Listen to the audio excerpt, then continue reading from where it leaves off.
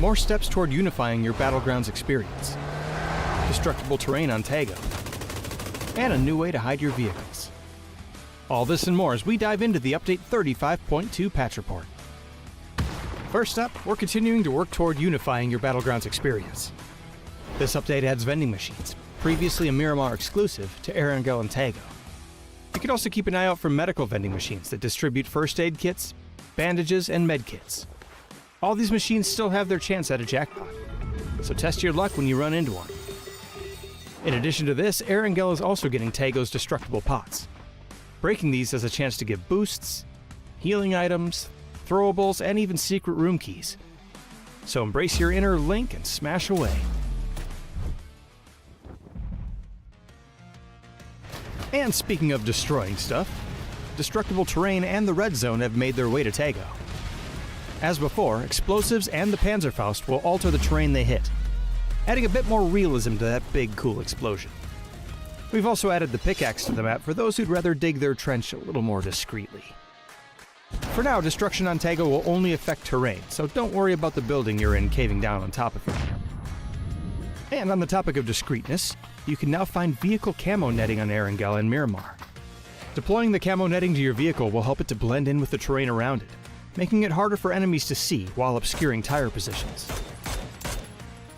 We've also toned down C4 a little by making it a deployable weapon that requires 4 seconds to set. This adds a little more risk to the reward instead of it being used as a nuclear grenade. There's also a new Survivor Pass, enhancements made to the inflatable boat, some improvements to the flare gun's UX, and lots more info about everything else we talked about. So be sure to check out the patch notes for full details. Update 35.2 is here, so pack your favorite explosives and get ready for a little light terraforming on Taego. Just make sure you hide your getaway vehicle from the other survivors. We'll see you on the Battlegrounds.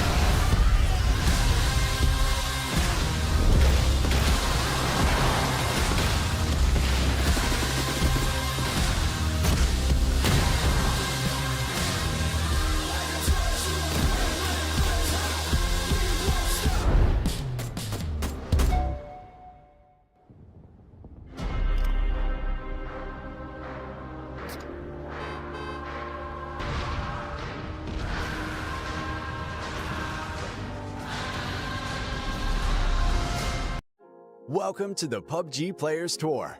This year, we're introducing structured competitive play in third-person perspective mode for players of all ranks, levels, and ability. Here's how it works in EMEA and Americas. PUBG Players Tour competition is held in 2-week phases. Each week, you and your squad can compete in player scrims. Think of these as a great alternative to ranked play. Each day of scrims will feature a variety of maps, with defined team and lobby sizes to ensure a balanced best-of-3 rounds. Teams will earn points based on their performance, and daily leaderboards will track their progress. When the scrims are over, the top teams will qualify for the PUBG Players Tour Cups, where they will be joined by up to 10 invited teams, featuring some of the best players in the region. Players Cup leaderboards will track team performances across 2 days of play, with the top 8 squads progressing to the final round of competition. Players Masters are the pinnacle of the PUBG Players Tournament. 8 teams from each of the 2 cups will engage in fierce competition for a huge prize pool in each region across the PUBG Players Tour season. And for times when a Players Masters isn't scheduled, you can still get your PUBG Players Tour fix with Super Cups. These work just like Masters events, where again, 16 teams, 8 from each of the 2 previous Players Cups, compete for a share of the total cash prize pool. Welcome to the PUBG Players Tour. You know the game. Be a player.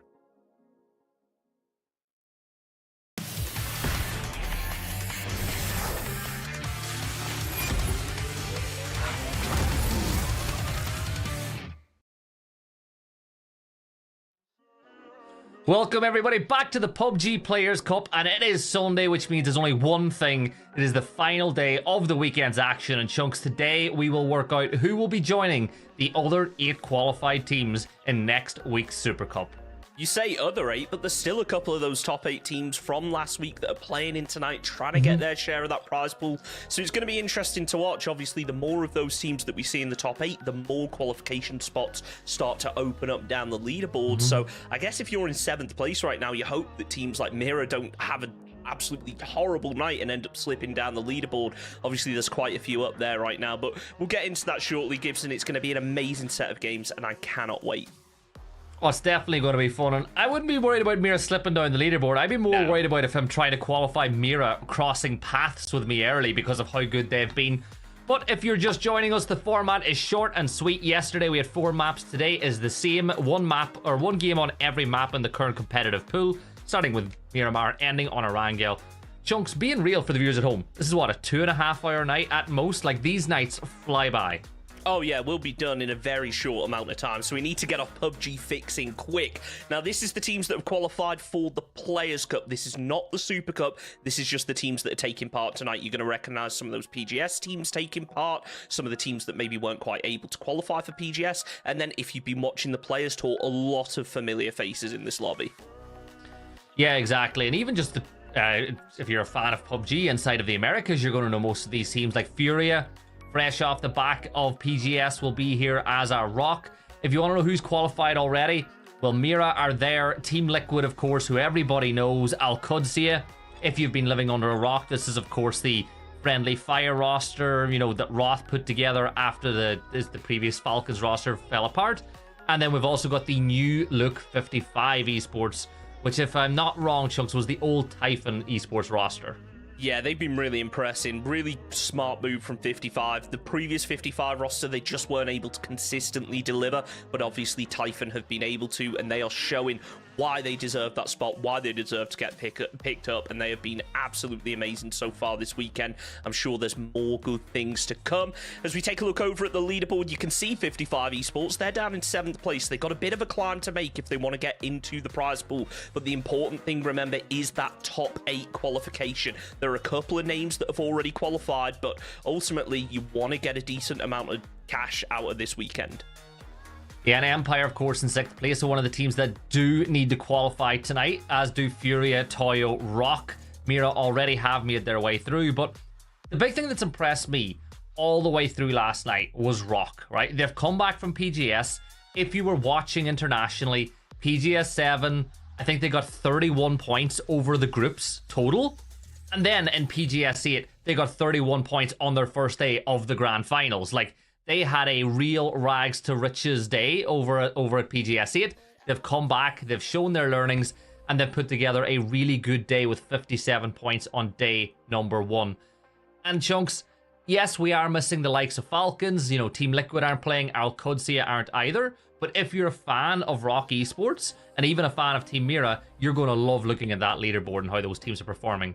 Yeah, absolutely. They've had a really strong one, a big gap between them and kind of the middle of the pack qualified teams, if we're going to call it that, to kind of 4th down to 8th place. And that's where you need to start placing in the top 4. Get out of those positions, get yourself some of that cash, because there's a decent chunk of change on the line for this weekend. And don't forget, that's excluding what you get if you qualify for the Super Cup and you're able to actually perform well in there. So it's going to be really exciting to watch how teams do tonight. Game 1 is about to get underway. It's going to be on Miramar. We've seen some messy zones so far over the Players Tour, so I can't wait to see what Miramar has in store for us.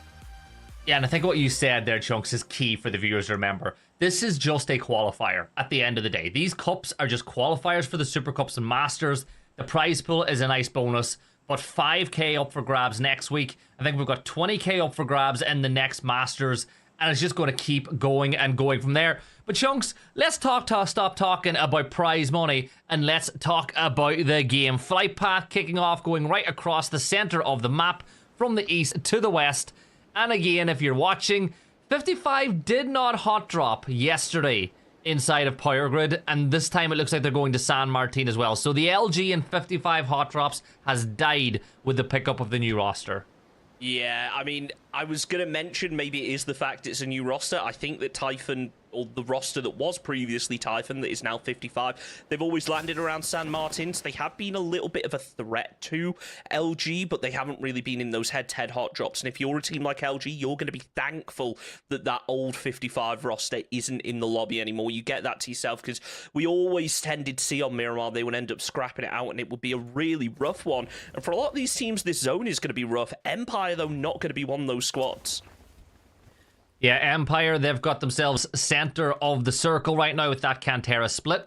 I'd like to see them loot early, get into those high priority positions, and then around the center of the map, lock them out for everybody else. See him going for Team Queso as well, as Kazito are going for that Impala drop.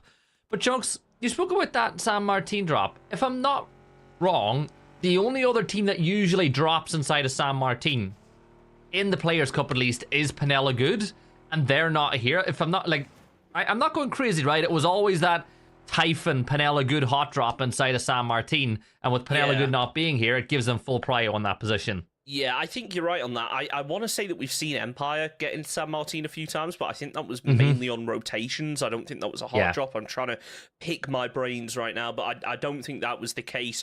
Toyo, though, they are in a very wide split down to the southwest of the zone. Just a reminder, if you want to see where all these teams are, we can't have the map up all the time, so do !map in chat. We have a separate map stream where you can view the live map and see where all of your favorite squads are. I do have to say, though, Empire Gaming really have strong priority, but they do need to be careful sending Balefrost so close to Los Leones when there's the full squad of Zanganos over there.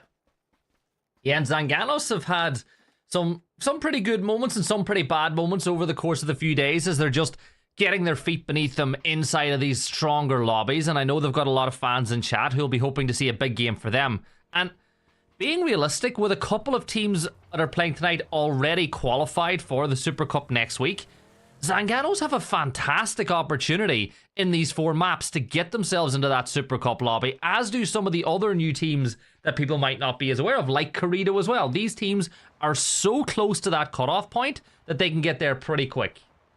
Yeah, it's going to be a difficult one for them, though, because obviously they have struggled at times. It's all about getting that consistency, and we always talk about it, but it's worth bringing back again. We are in an 8-game format. That means that in theory, if you can get a couple of points a game and then just have one pop-off performance where you get a win with 10 to 15 kills, that can typically qualify you into the top 8. We see a massive points disparity in these lobbies because we have such high-level teams playing against teams that are a little less seasoned. It means that a lot of the points get sponged up by the top of the lobby. So sometimes all it takes is for you to have one good game. I mean, going back a couple of weeks, we saw teams qualify for one of the Super Cups with like a 10th place position with barely any points, just because of the fact that there was so many top level teams like Mirror that dominated the lobby, sponged everything away, and it didn't take all that much to actually qualify. And Chunks, looking at it right now, I know that we had the graphic up earlier on the broadcast. 4 of 3 teams competing tonight have already qualified through to the Super Cup. That means that it's 12 teams battling it out for 8 spots, which really means that you'll be incredibly disappointed if you don't make it in, as you only have to be better than 4 other teams to get through. And Chunks, we're seeing a couple of teams potentially rotating into each other in the early stages. Zanganos, they've got Empire not too far away, and Voxich, he is hugging this wall for dear life in the hope that Sam Crow does not push up in his position, but I think he might get the chance. Chunks, this could be a knock and a flush. He rocks up. No! Okay. Oh, I thought he was going to get that timing. For a second, Chunks, I thought he was going to get that timing terribly and not hit the Panzer, but that's a nice quick point for Vox. So I'm not sure whether it was a case where he was able to spot out there was only one player in that vehicle, which is maybe why he wanted to save the Panzer, maybe thinking the rest of 55 could start to fill in. But he was as a solo in that position, so if he did go down, he would be in a lot of trouble. It looks like 55, they're still around this area. It's Team Carito, K Lopez, that's now going to be under threat. Goes for the spray, lands the headshot, takes down Karak. And I feel sorry, we might have cast a cursed 55 Esports. We were talking about how well they're performing. They've lost 2 early on in our first game.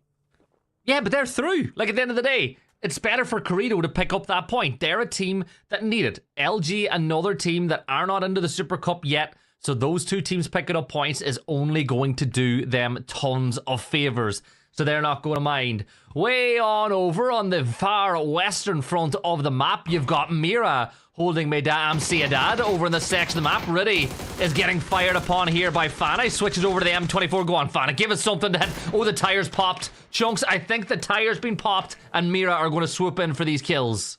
Yeah, Mirror love going for a phase 1 fight, don't they? They have a habit of picking up 4 to 6 kills in phase number 1. It looked for a second like they wanted to commit onto it. They are going to send LFP a little bit further down. For a second, I thought they were moving away. Never mind. He's just getting an off angle. Mirror going to cause a real problem here for MDA now that they've lost their vehicle. They're under a lot of pressure. And Mirror are really the ones in control of this fight. MDA are completely pinned in this position. They don't have much cover to be able to rotate out, so they really have to take this fight head on by getting a couple of opening knocks and then quickly making a move. Yeah, and there's LFP getting one of the knocks. Now Shifter will be the next one to fall because Fixin should hit these shots, and then LFP will get another one. So Team Mira will get the first squad wipe of the day. And, you know, you said it, they had nothing. That Bronco had a pop tire, they had the wall to their backs, there was nowhere they could go other than into the waiting jaws of those dangerous pugs. So now we'll turn our attention back towards this fight that's happening in Minas Generales. Now, Carito have lost one player to a knock, but Chunks, you'd have to assume that being inside the unpushable, that this should be a very easy res to pull off. You'd have to assume so, but to be able to get a player up there, you're going to have to run outside. That's why they've thrown the smoke. So it looks like LG, they're keeping a couple of players anchoring that position. It's going to be Gats holding it, trying to deny the revive. They will be able to get it in the end. Carito, 3 players in this spot. Now, K Lopez took shots over at 55 Esports earlier. So LG, they should have an idea that there could be a player in here. It's about actually being able to spot him before he spots you. As Voxic gets ready to run around the corner, will he be able to spot one? Seems like he is not. K Lopez gets the opening knock. Bizzler going to try and find the trade. The BZ nade goes up, trying to get a flush, trying to slow down the push. Oh, as brilliant. He actually manages to make it out, but it's Gats that takes out Richie in the end. That's actually brilliant because it's not even a smoke, but it does cut off the lines of sight enough or make it difficult enough to get the shots off, and K Lopez gets away from the scene of the crime. 50 HP on the board. Voxage has now been confirmed out, but K, don't peek. The line of sight works for LG now as they look over that ridgeline. So all you got to do is play this position and hope that the rest of Carito can put in some work here, Chunks. I love the way Carito have just got away with that gunfight. If you're K Lopez right now, I'd be saying lay down prone, let your team open things up, put that pressure on, and more importantly, hit that first aid. He's on half HP, still not decided to med. I think he thinks he's under threat, that someone's going to imminently push him, but that's not the case. There's Bizzler just playing around the back, making sure that K hasn't been able to flank. It seems like that might be what he's attempting to do, though, as he moves around to the east. He might be wanting to take this fight, which is a definite difference in style than what we've seen from Carito in the past, where they played a lot more passive. Oh no! They tried to flee. They were getting into that passive mindset, and Chunks, that what you've seen in your screen right there is what has been the bane of Carito every single map that I've seen them play inside the Players Cup. They constantly lose players on the rotate. They're in vehicles and they get shot out and die. It's like, as much as things change, everything stays the same. And I don't think Carito had to flee at that moment in time. And a team like LG, they're not going to miss those shots. They pick up the kill, and now Carito are down to a 3. But at least Chunks, they're in a pretty central position inside the circle. And I don't think that LG are going to go hunting those kills just yet, especially with the shift that they've just been given. No, that circle going hard over to the west. Mira going to be very thankful of that one, considering how far away they are. We did talk about Empire a little bit earlier. They ended up going with a bit of a 2-2 split. Now Zangarnos have done the same, so they could potentially cause problems if Empire decide to group up, but it's in check right now that are looking the way of some Empire players. Doesn't look like any shots have been traded just yet, but in check are going to be very cautious about approaching this. They've got a position that they can play, but it isn't ideal. They want to get a bit more central, and they want to be hitting those shots. Yeah, it's a missed opportunity to do some damage there for Njeke team. But one thing I do want to point out with that zone shift, that is a big win for Mira. Mira were so far away from that phase 1 shift, with phase 2 retaining some contact onto that western wall, and with so many teams already pushing over towards the east, they can get in freely towards that hill line just south of Picado. They can play the mountain range looking over towards Graveyard. They're in a great spot. Let's go, Corrido. They find a knock. Empire decided to pull up onto their territory, and they will find one knock. Beal will go down. K is looking to flush out that knock as they pulled on the line at things stand. But for Corrido, you've lost one, but Chunks, 2 precious points already on the board for them. Yeah, really good start for them, and let's hope that they can continue this momentum. Now, Empire, they've got 2 players pushing in down from the south, one from the east, one from the west. They've got Poonage anchoring up to the north, so he can potentially cover Bale, provided that this nade doesn't connect, because that should be able to get the flush if it bounces correctly, and it does. That's going to be Balefrost eliminated first for Empire, and they're still committing onto this one, which is an interesting one for me. Poonage looking down the hill, tries to slam the spray onto Inject, does a little bit of damage on Selfish, but he is out on his own and needs to avoid getting knocked. Yeah, Oranzira almost getting the dock on the other way, but for Njeke team, tire popped in one vehicle. They'll do a little bit of a switch over, and now Kraken for Furia has got some company. Kawazine steps on up, and Kraken makes really quick work of it with a headshot with the M4. Nade being thrown to flush out his kill, and LFP will drive on by, but you're offering up a freebie to Kraken again, and Kraken will get that second knock, but Mira have arrived. 2 players down, nobody's flushed just yet, and Kraken all alone will get flushed out, and Mira will pick up another kill, keep everybody back in their feet. But for Kraken, those were 2 great knocks. He just got outnumbered. Yeah, Furia, I don't think they would have expected a team to have rotated in from the west that late, but I guess Mira, they're one of those, they're happy being out in the blue in that phase 1. It does barely any damage. They are happy to tank a little bit of it, because in the end, it resulted in them getting 4 kill points early on. So they're going to have a pretty difficult rotate ahead of them now. Furia are in a bit of a 2-1 split over towards Graveyard and that crossroads toward Hacienda. So it's going to be interesting to see whether RDS decides to group up with the rest of the squad, or whether they do want to hold this position a little bit longer. I imagine that they probably wait until phase 1 is closed and they get a better idea of where they're going to need to head next. Yeah, important as well as Emmy just gets his distances gauged in, so he knows exactly where to aim to hit those shots later on. But it is important to know, or to note, that Posa was unavailable to take part tonight for Furia, so their coach will be stepping in. RDS, who, if you have been following the scene and you've been keeping an eye on what's going on in South America for the last few years, he's a pretty good player. This isn't a coach who has just coached. He has a lot of experience playing inside of regionals, playing inside of scrims, so it's not going to be... You know, obviously it's difficult to replace a player like Posa, but RDS has competitive experience as a player, so he should fit in just fine tonight. Yeah, I think you find that with a lot of coaches, don't you, where you kind of have low expectations coming in, but then you look at what Jay Reid was able to do last week, and you see that, yeah, these coaches, they're still pretty cracked, especially compared to a casual like me or you, Gibson. 4C, they've moved in from the northeast. They were all the way up in El Azhar. They've now managed to get into the circle, and more importantly, they've got themselves a knock and a decent position to work out of, in a bit of a split, trying to fight over towards this squad, potentially looking to try and take the compound, but I'd be hesitant to with only 2 players in that position. Yeah, Quattro Konos here. They're picking up some points in the early game as well. Aki is alive, of course. Aki of the Rock fame, I suppose we should say, from Rondo. Picked up plenty of points for his side, but Quattro Konos will look to climb that leaderboard even more today. As you said, Mir have snuck into the circle here, Chunks. They've got Kawazine keeping an eye on what's going over by that uncivil compound the Furia are playing in. Meanwhile, LFP and the rest of the team are holding down the 2 stack, and they're looking towards Quattro Konos a little bit further north of their position. And Twitch Studio has to get maneuvering right now to avoid these shots, because he's going to have 3 different teams keeping an eye on him. But he will arrive. But Chunks, you're losing tires. Like, you've moved over towards Lionel. I don't know whether it was to be a pickup, but you've lost a tire and now you're stranded. Yeah, this is going to be a difficult one for them here. They're still not inside the circle, so it looks like they're getting ready to take the fight over towards Team Mirror. But oh no, Aki spins out at the worst possible time. Vanna going to take spray over towards him, but it's actually Tormented from CLT that is able to get the knock. LFP flushes it out. So Quattro Konos down to just 2 players left up, I believe, and they are under a lot of pressure. Going to be out in the blue soon. Yeah, that was a... You know, the decision was made by Quattro Konos to come and pick up their teammate.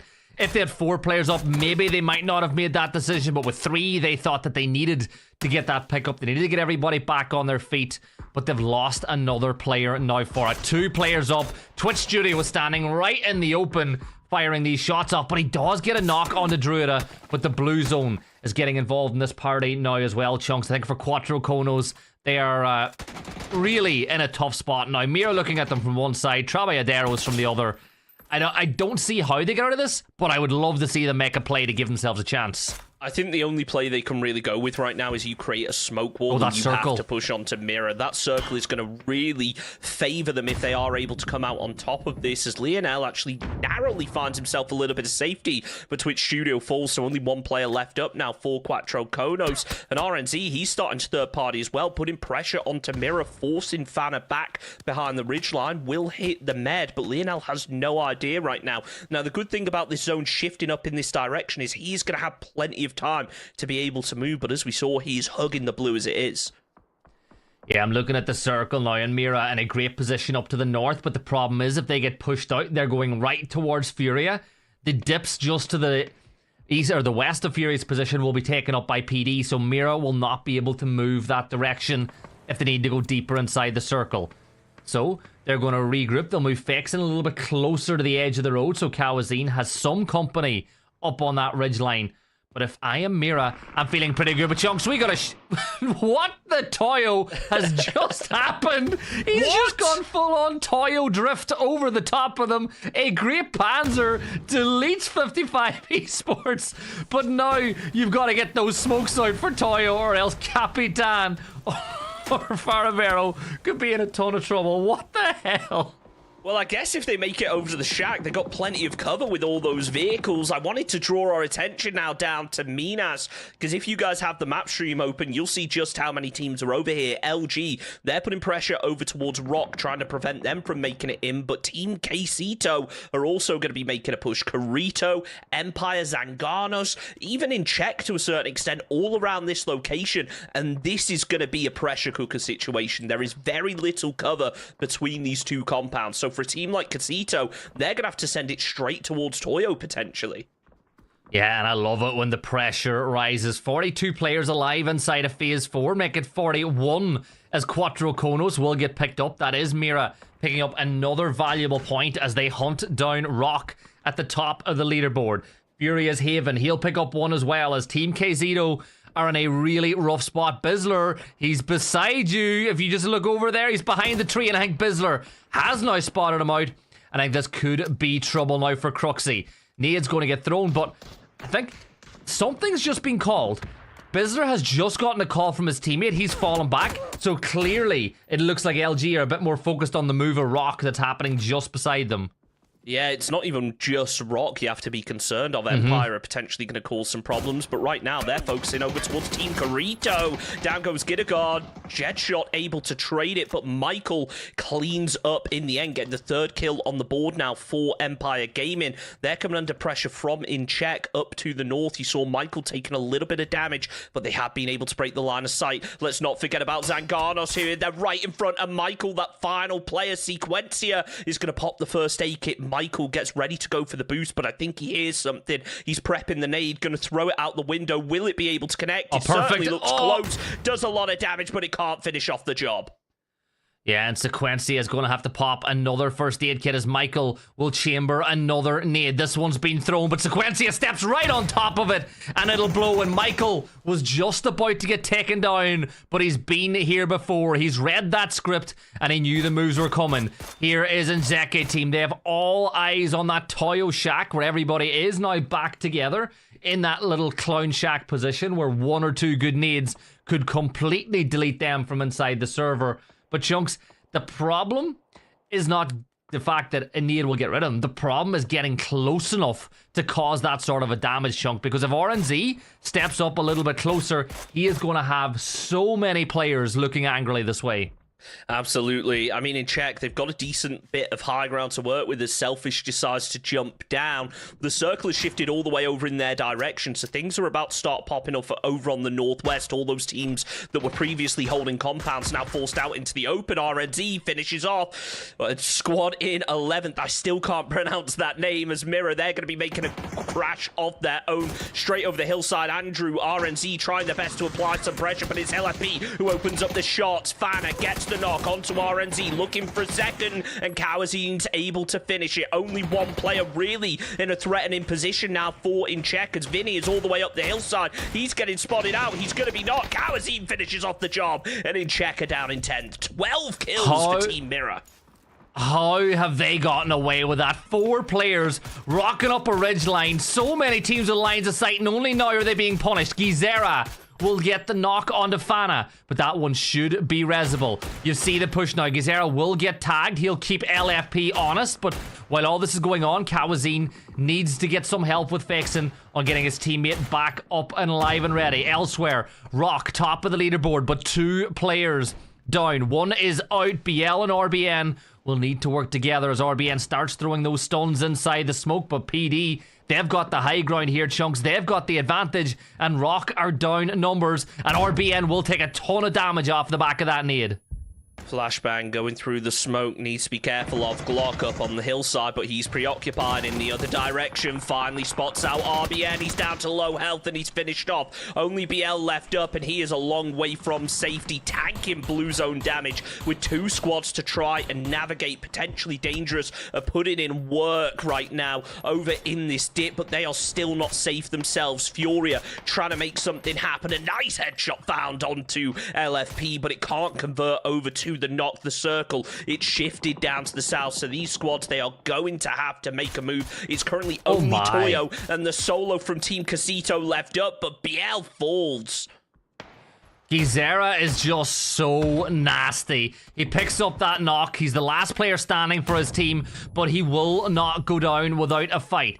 Nade being thrown at the ready, but you're asking for a lot. That knock onto LFP, though, will signal towards Gizera that there's only 3 Mira players standing. He knows now that Fexen's going to be going for that res as well, so his next decision could be key for him. The player, his team at Haven, will fall, but Gizera, Chunks, he uses that knock to maybe reposition a little bit, but I think for him, he's in a tough spot as we get a reskin of the US, and I think that's a good idea, because when you switch over to the Lambo, you've got significantly better angles defensively that you can look through with those smaller windows, and I think that's a clever move from Mira. They're going to hop in it, start to make a move. Nades from Furia landing close, but just not close enough, as Gizera going to run down the ridgeline. Not sure what his next method of attack is going to be. Mirror, they've got themselves another ridge to work with, but need to be cautious. Poonage, the player who I thought got wiped out earlier on, is still alive. So is Michael, but they are not able to support each other. It doesn't matter though, because Michael just took out Zanganos, and now they are in the top 7. Placement points starting to be earned. Fakesin looking to blow up that vehicle, take down Guzera. He's really low. One more bullet will do it, and he finishes off the job. Yeah, 15 kills just from Mira now, as they're definitely back inside of top spot already in this matchup. LG, 8 kills for them, but Snakers will take a ton of damage from Michael, but Robert will come back. The sting in the tail, as the player that you could have dealt with quite a while ago will come back to haunt you. Snakers now will pick up over and get that kill confirmed, but once again, Michael tagging Snakers from some damage, and the Bizzler is on the move. Taego still inside their shack, Chunks. They've got a fortification of the buses and the Broncos, and this is essentially a mini tower defense game that they've built for themselves inside the circle. And look at Capitan. He's going for a big move, and he almost gets to the ridgeline, but it's Kawazine. You just can't do that when Kawazine is there. And Empire, you just can't do this. Playing as two solos right now, but still getting knocks. Michael's opened up onto Bizzler. There's Poonage relying on the smokes, getting ready to make the run, but they're just not going to pop quick enough. Kawazine finds the headshot, takes down Poonage, but immediately after, Snake is able to trade one and take down Fakes in 15 kills on the board for Team Mirror. They're still going to be 4 men strong, just popping bandages, saving that first aid for the inevitable late game fight. As Mirror, they get the zone towards them. Empire might be able to keep Michael up in this one. I'm not sure how likely the revive is going to be. If he goes for it, it's going to be very risky. Kawazine, yeah, he's watching this. I think Michael has to just give up on the res now. Yeah, Mike, there's no way that Poonage is going to get over there. A couple more tags through the smoke, but it's going to be another kill on the board for Team Mira. And Chunks, let's be real. I think, well, actually, as the smoke spreads, he might just get across there as more gunfire is sprayed on through. But I think I know what LFP stands for right now. It stands for looking for points. Like, he's got 7 kills of his own. They're inside the top 5. They've got control of this ridgeline. If they can deal with Empire, it is game over at this point. And on the other side of the circle, LG are getting their res off as well. And Capitan is also back on their feet. Everybody is reconsolidating and getting everybody that they can back on their feet. Empire going to have to commit onto this LG fight, you have to imagine now, as Michael starts to play point, trying to grab a little bit of info, needs to be careful of Taego down the hillside, but that nade could mean money for Empire. Does a lot of damage, but it can't eliminate either of the players. Taking Bizzler down low. He's going to need to med. Oh no, the vehicle blows up, finishes off the job. Glock eliminated by Emmy, so we are now into the top 4. Only going to be Snakers left up here for LG as Poonage flushes around, takes down Bizzler. Still Snakers inside the smoke, but he's starting to peek. Somehow Poonage makes it out alive. Michael trying to return the fire, applying pressure onto Snakers, but he can't connect with the bullets. And now the pressure's coming from the other side. Taego are crashing in.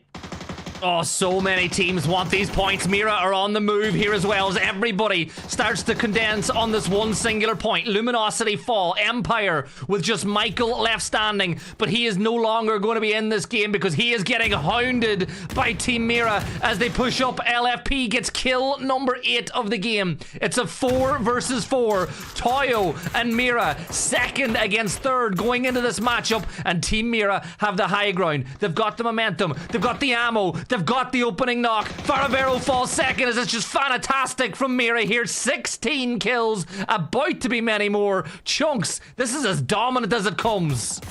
Mirror are popping off right now. Fana will tank a little bit of blue zone damage. He needs to go and get himself some ammo off of that body. Never mind the med situation. It doesn't matter if you can land your shots like they are doing, though. They take down Emmy. Only going to be Benya left up. He's got the MK. It can do a lot of damage, but so can any player on Team Mirror. When you've got 4 of them to try and navigate, it's going to be risky. Nades are rolling down the hill, hoping to connect. Fakesin's going to send it, but Benya ends up denying the points, and it's Taego Esports out in second. Team Mirror with a 19 kill win. So dominant as usual from them. 29 points to kick off the night. And how often do we see Team Mirror win the first map of a play day? They are insane. They have got so much talent. This team, from just a micro play, you know, the actual mechanical gun skill ability, is one of the best that we have in the Americas. They're starting to get the macro together. I really genuinely think this is going to be another team that are going to threaten for those international spots. And that is so good, Chunks. 29 points in game number 1. Absolutely, you got to watch that spot. They have been such a dominant force throughout the Players Tour, and they are demonstrating it again tonight. Surely that's going to put them up to first place. Rock weren't able to get really any points out of that match, so Mirror just having a huge one, capitalizing on it, sponging up points from the majority of the lobby, and they are looking really strong to take first place overall this weekend. There's that slide. That but the Panzer recovered it. That was amazing. Yeah, they recovered. The Panzer was insane, but it's just the fact that that went upside down off into the distance was brilliant. Here's a nice play from Njeke team. Here's where Gizera almost had the opportunity to ruin the day for Mira, but good shots from LFP turned it around once more. And honestly, they're just a menace. Mira are a menace, and if you are watching this and you think that you can fight with the likes of Mira, you can't register for the next cup just yet, Chunks, but I believe after next week's Super Cup, registrations will open again, and it's open to everybody as long as you're 16 or over, and you've got most of your players based inside of the Americas. Yeah, it's an awesome opportunity to get involved. If you want to get your hands on some TPP, get involved in a lobby like this, go and bookmark that page, start getting your squad together, and see if you can have a performance anywhere near what Mira were able to do. I gotta say, I don't think many teams will be able to perform at that level, though. 29 points in our first game of the evening. That is it is more than double second place. That is absolutely huge, especially when you consider that LG were able to get 10 kills and 4 placement points. Yeah, and then you're looking at the teams that need the points, Chunks, like Corrido. They got 4 because so many of them were gathered by the teams up on the top. You're looking at it like that puts Corrido up into 12th, and, you know, looking at the teams that have qualified, I don't think it's going to be enough because Zanganos is one of the teams that are already in next weekend, so really you got to be inside that 11th spot that Quattro Konos are currently holding. But Chunks, a 14-point gap now has been created over Taego, and Rock now find themselves 6 points off of second as well, as Taego and Mira kick things off the right way. Yeah, what a way to start. I just hope we can see more games like that for the rest of the evening. Obviously, there's still going to be 3 maps to come tonight. 1 turn on each map to prove your point, make your mark, and of course, qualify for the Super Cup next weekend. We're going to take a very short break, but we will be back in just a couple of minutes. More steps toward unifying your Battlegrounds experience. Destructible terrain on Taego. And a new way to hide your vehicles. All this and more as we dive into the Update 35.2 patch report. First up, we're continuing to work toward unifying your Battlegrounds experience. This update adds vending machines, previously a Miramar exclusive, to Erangel and Taego. You can also keep an eye out for medical vending machines that distribute first aid kits, bandages, and med kits. All these machines still have their chance at a jackpot, so test your luck when you run into one. In addition to this, Erangel is also getting Taego's destructible pots. Breaking these has a chance to give boosts, healing items, throwables, and even secret room keys. So embrace your inner Link and smash away. And speaking of destroying stuff, destructible terrain and the red zone have made their way to Taego. As before, explosives and the Panzerfaust will alter the terrain they hit, adding a bit more realism to that big, cool explosion. We've also added the pickaxe to the map for those who'd rather dig their trench a little more discreetly. For now, destruction on Taego will only affect terrain, so don't worry about the building you're in caving down on top of it. And on the topic of discreetness, you can now find vehicle camo netting on Erangel and Miramar. Deploying the camo netting to your vehicle will help it to blend in with the terrain around it, making it harder for enemies to see while obscuring tire positions. We've also toned down C4 a little by making it a deployable weapon that requires 4 seconds to set. This adds a little more risk to the reward instead of it being used as a nuclear grenade. There's also a new Survivor Pass, enhancements made to the inflatable boat, some improvements to the flare gun's UX, and lots more info about everything else we talked about. So be sure to check out the patch notes for full details. Update 35.2 is here. So pack your favorite explosives and get ready for a little light terraforming on Taego. Just make sure you hide your getaway vehicle from the other survivors. We'll see you on the Battlegrounds.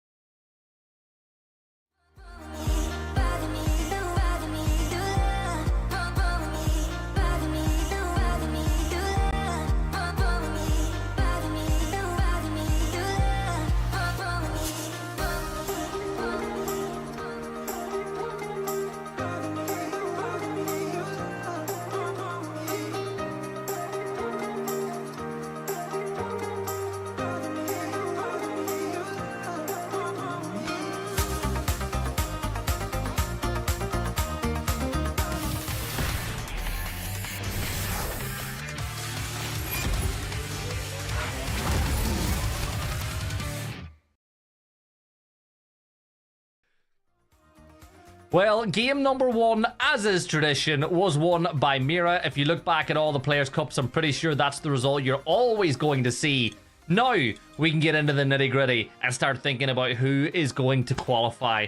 Up next, Chunks, we do have Taego, a map which has given us some, dare I say, very unplayer-friendly circles over the course of the last few Players Cups, and this is a really big game now for those teams on the right-hand side of the leaderboard to start making moves, because there's only 3 maps left.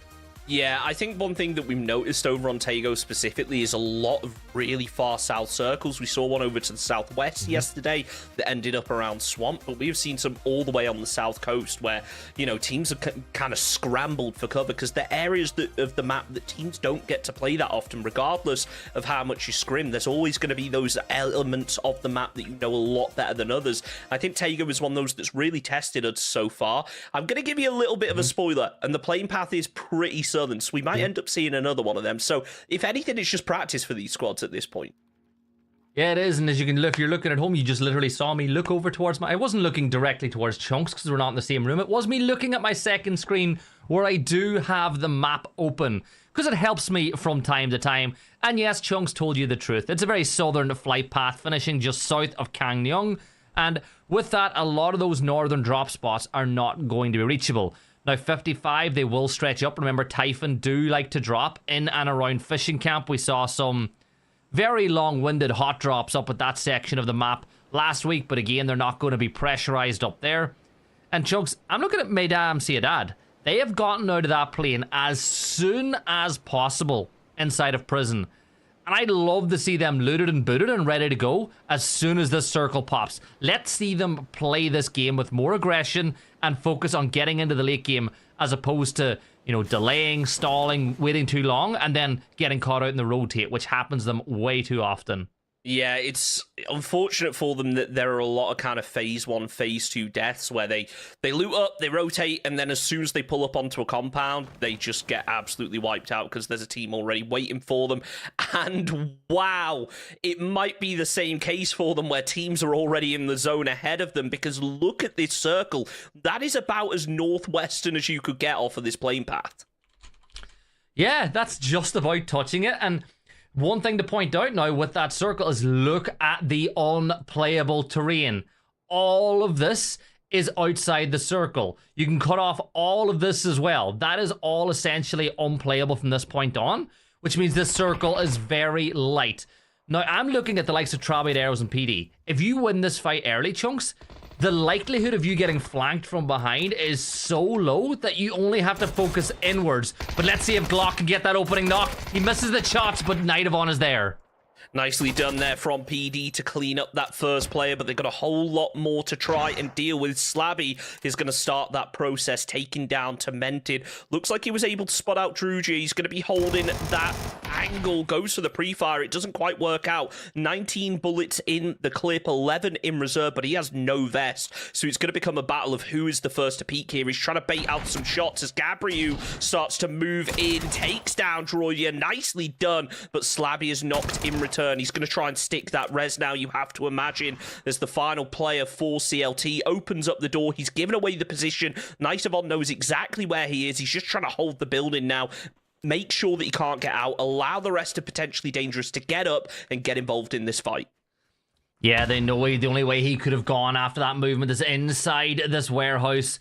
And he will have the advantage of being able to swing around the corner, but he's looking the wrong way, Chunks. Glock is going to push over with the Uzi. The stun grenade is pretty good, though. That'll hold back the push, and he steps up, he follows it, but with the MP5, you're not winning a close range up against a shotty. And down falls Trabayadores, and PD will pick up 4 kills. And look at that, Chunks. It's a lovely little team ace. 1 kill for everybody. Yes, I know that in ace is 5 kills, but in PUBG, we got to get creative with it.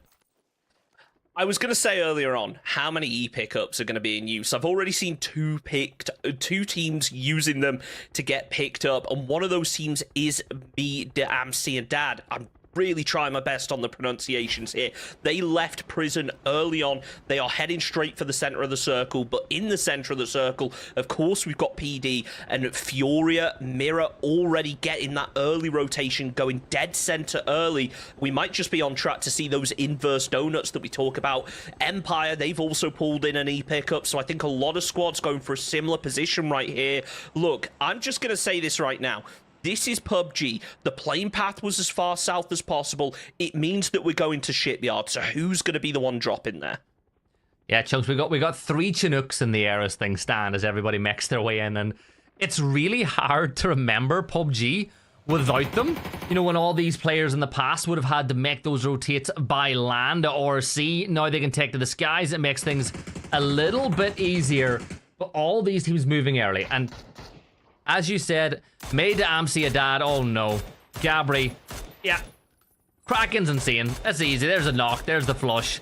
And as I was saying though, Chunks, I'm so happy to see made Amsi dad rotate in hyper early and go in towards the center of the circle and try to dominate and, you know, not dominate, but at least capitalize on the fact that they dropped so early. Your pronunciation was good.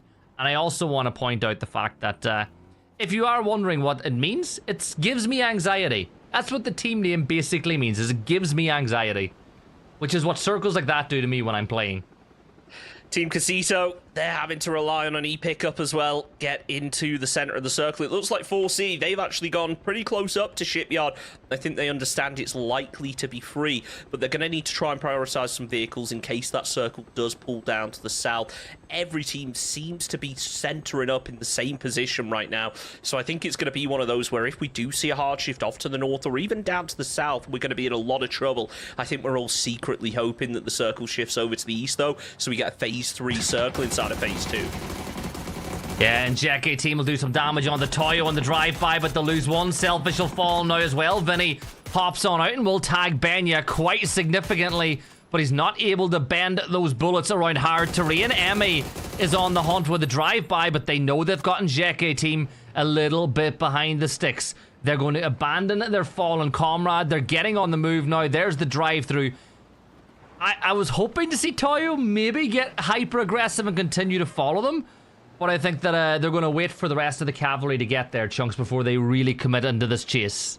Yeah, and they're not under too much pressure down in this southern position. They could get good prio into the zone when it does inevitably pop. We've still got just over 3 minutes till that happens. I do want to point out, by the way, Rock 55 Esports, they're still making the rotation in, but it's Rock that have actually opted to go up to the north instead. They realize that that northern area of the zone is probably going to have a lot less teams. They are making the move, but Empire are dropping in down in that direction now. Yeah, another team dropping is Team Kazito, as Bran will be the target here for Haven.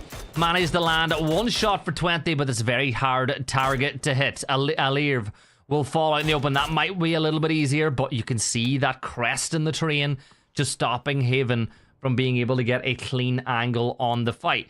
You can see everybody except for 55 has essentially now got a foothold in the circle. Rock just about getting in now as they'll cross that Shipyard bridge way up to the north. But Chunks, these rice fields, I feel like there's way too many teams in them already. You've got Taego, you've got Mira, you know, just to the edge of that spot. You got Vinny over there. Like, this is very busy already, because you've got Furia, Kirito. Everybody is pushing into the rice fields.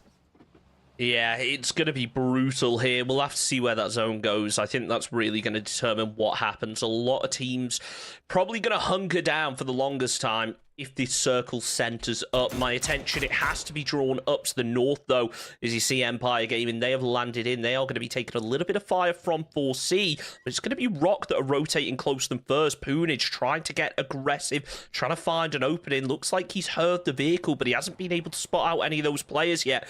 BL close up as Santala playing alongside him, clearing out this wall. If they spot an open door, they got to assume that someone's in this compound.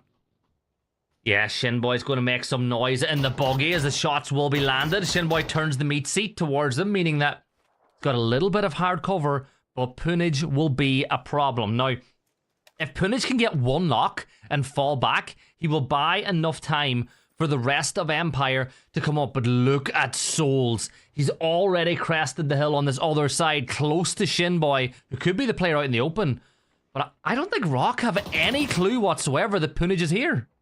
No, I think they maybe thought, oh, it's just Shinboy trying to rotate to take that compound up to the north. Let's take some shots. Surely now that he's bringing the vehicle in closer, they're going to assume that this is a fight where there is a player inside this compound. The rest of Empire is starting to flank round to the east, using that vehicle on the beaches up to the north. They do get caught with a little bit of damage. Sansa throws out the nade. It's a little bit far. Punij able to make it into the shack as Shinboy scrambles to the back of the compound. Yeah, and now Santa up on top of the ridgeline. He's got the rest of Empire in his periphery. He knows roughly where they are, but Punij is the wild card. He has no clue that Punij is here. Now Michael takes a bit of a risk as he steps over, but good shots from Beal will drop Santa down to 15 HP.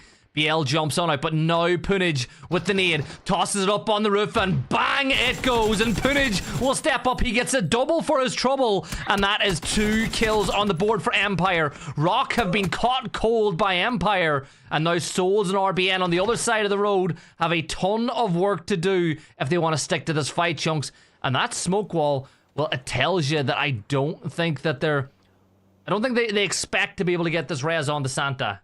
No, and I don't think anyone would have expected Michael to make the push, unless, of course, you knew it was Michael. He sends it in, but it's Balefrost catching Souls from the off angle, takes him down. They're going to be able to get the flush, and this now leaves Rock with only a solo left in the game. We did see RBN all the way on the other side earlier, so I'm not sure whether he's the player that's still standing, but this is very difficult if you're Rock. 15 teams remaining as LG, they're now going to be taking a fight of their own up against Zangarnos. The rest of LG managed to escape, but they've got the opening knock, and I'd be surprised if they get the res. Certainly not now that JMS has been flushed out.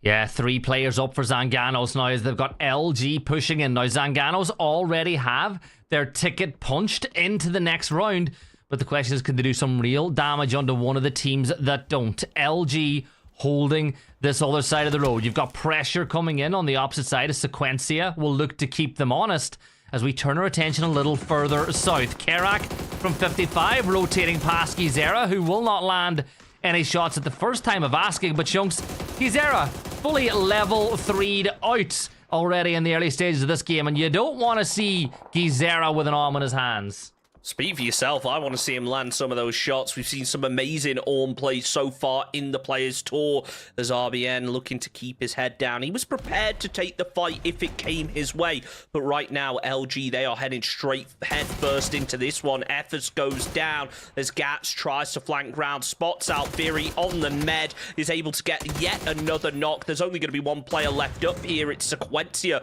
for Zangarnos as now nade comes out. Oh, it lands great straight nade on Gats. And Gats, he was cooking one himself. That might be the end of him.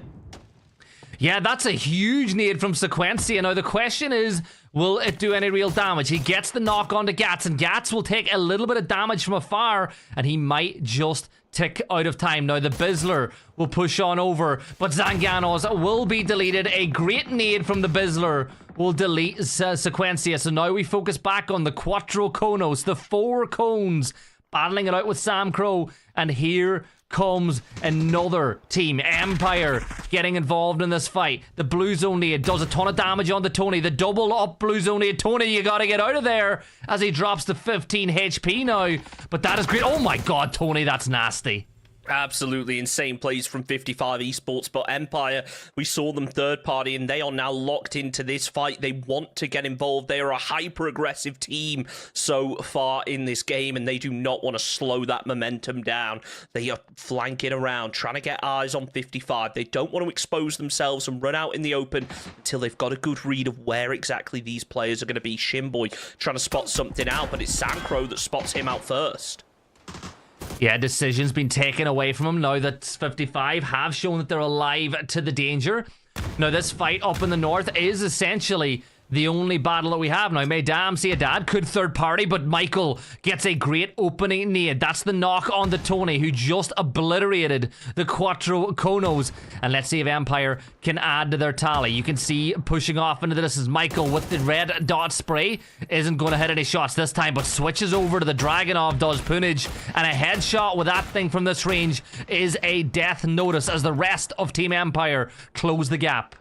MDA try their best to third party onto it, but they've not managed to connect with anything just yet. Punage anchoring behind, providing that Overwatch support to the rest of his team, but they're going to have to clean up this fight quick. They've still got a little bit to make it into the zone as it shifted hard down to the south. A lot of open areas to work with. That nade could have been huge, but it didn't quite connect onto Samcro.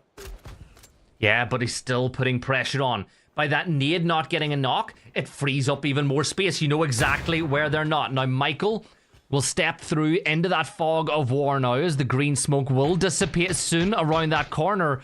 And as Michael will clear the polytunnel, it's another section of the map cleared. And Chunks, did you just spot that out? 55 have picked up some shotguns. They are ready for some close quarter combat. Yeah, it's all well and good, but when you peek out like that, Balefrost is going to beat you with the AUG. The nade came close, but it did not connect as Balefrost looks to try and flush this one out, confirm themselves an extra point, and ultimately deny 55 Esports a little bit of extra info. Underhand flashbang comes through as Punage throws one round the corner. He wasn't expecting the peek, and Karak with the shotgun gets taken out in the open. Punage trying to find a second. He has the read on where the player is, but it's Michael that leads the charge, takes down 55 Esports, and Empire in phase 3 have 8 kills on the board, with MDA looking to try and sneak up on them. And now the only other team in the north that they have to focus on is Mesdames Ciudad, who were another one of the E-pickup teams a little while ago. So with Empire with 8 kills, they're in a great spot. Now, speaking of Mesdames Ciudad, they are making their way inside the circle. They've got a little bit of cover that you can see. They've got the rocks, they've got this ridgeline, and in reality, the only team that really pose a threat to them at this point in time is Empire. So just play this section of the map, play the high ground, wait for the rest of the lobby to thin itself out, and then make your next move. But Chunks, looking elsewhere, and Jeke team inside the rice fields, they've got Mira as neighbors. Mira's not a team you don't want anywhere near your territory the way they're playing. No, they have been popping off. They haven't got all too much in this game so far, but they do have a very strong position. One of the few compounds that teams are able to work out of in this. Because, sure, when you look over at the map, it looks like, oh, there's a load of buildings you can play. A lot of those are just wide open with so many sight lines through them. This is one of the few true compounds. Empire, they make their rotating down from the northwest as RBN is hoping for that zone. That's exactly what he gets. Now it's time to send it to the shack. Keep your head down, but it looked like for a second he was nervous about LG, so decides to post up, throws down deployable shield instead. Yeah, now Carrito under heavy pressure from Taego. K. Lopez sprays across, does a little bit of damage, but Get a God will find the knock on Benya. Carried, squeezes a few more. Oh no, he tried to jump and do the hop shot, but he accidentally vaulted, and that slowed him down. He jump shots once more. Faravero taking some damage. The blue zone is really, really good. Emmy's going to take a lot of damage inside the circle, and look at that. Team Carrito and Mira will combine to deal with Taego. 2 more points for Carrito, 2 points closer to the Super Cup, and you know what? A team like Taego is a pretty good scalp to get. Yeah, really good from Carrito. They have struggled throughout the Players Tour, but they are starting to make their statement. Definitely a team on the rise to watch through the rest of the tour. As now Fana, he's trying to land some long-range shots over towards Vinny and his teammate in Andrew. The vehicle flips at the worst possible time. They're coming under a lot of pressure, and Team Carrito, they're trying to get involved onto this, but Fana, he's just hitting headshots left, right, and center. Might be stealing all the points away. Yeah, points make prizes, but in Jeke team, Vinny will be the next target for Jedshot. Vinny gets the first aid off, but you know exactly where he is. Jedshot spots him out. Jedshot throws the nade, but it's short. The hay bale will protect him for now. Vinny will throw a nade through that window. That could be dangerous for Jetspot, but it bounces off the window ledge. Actually, the door closed in the perfect time. Either way, it did. And he closes the door again. Let's go, Jetshot. Now you see me. Now you don't. Vinny is just expelling all his util for nothing. And there's a great nade from Get a God. And all of a sudden, Vinny should be dealt with. This nade should be perfect. And Chunks, it is. Down, go, and Jeke team. And look at this, we saw MDA trying to third party onto that Empire fight early on, but they are getting punished for it. Corito, they're going for the revives, trying to get all their players back up. They are dead center in this zone. I would like to see them group up here now. Because of how little cover is inside of this circle, I imagine a crash is going to be heading their way, but for Team Casito, it's Furia heading their way. Huge nades coming close, but not able to connect. RDS tries to land the Molotov onto the rug, but Team Casito, they are just running back and forth, hopping in the vehicle, maybe going to try group it up, nearly getting caught with the spray. Yeah, and now we see another team rotating, and it's Team Queso as they push in, as you said, Chunks. It was almost some good shots from RDS, but they were not to be, but they move in towards those polytunnels, and with them getting into those sheltered fields, we will see Furia focus now on Meidam Ciudad, as Shifto will be the next player to fall. 3 kills for Furia. Gizera still with the arm, with plenty of ammo to go. And I think for Darkseedo, that shift has not gone in his favor at all. But Chunks, look at Corito. They have got 2 compounds. I really hope that K will go and join the rest of his team, because surely a crash will come this way.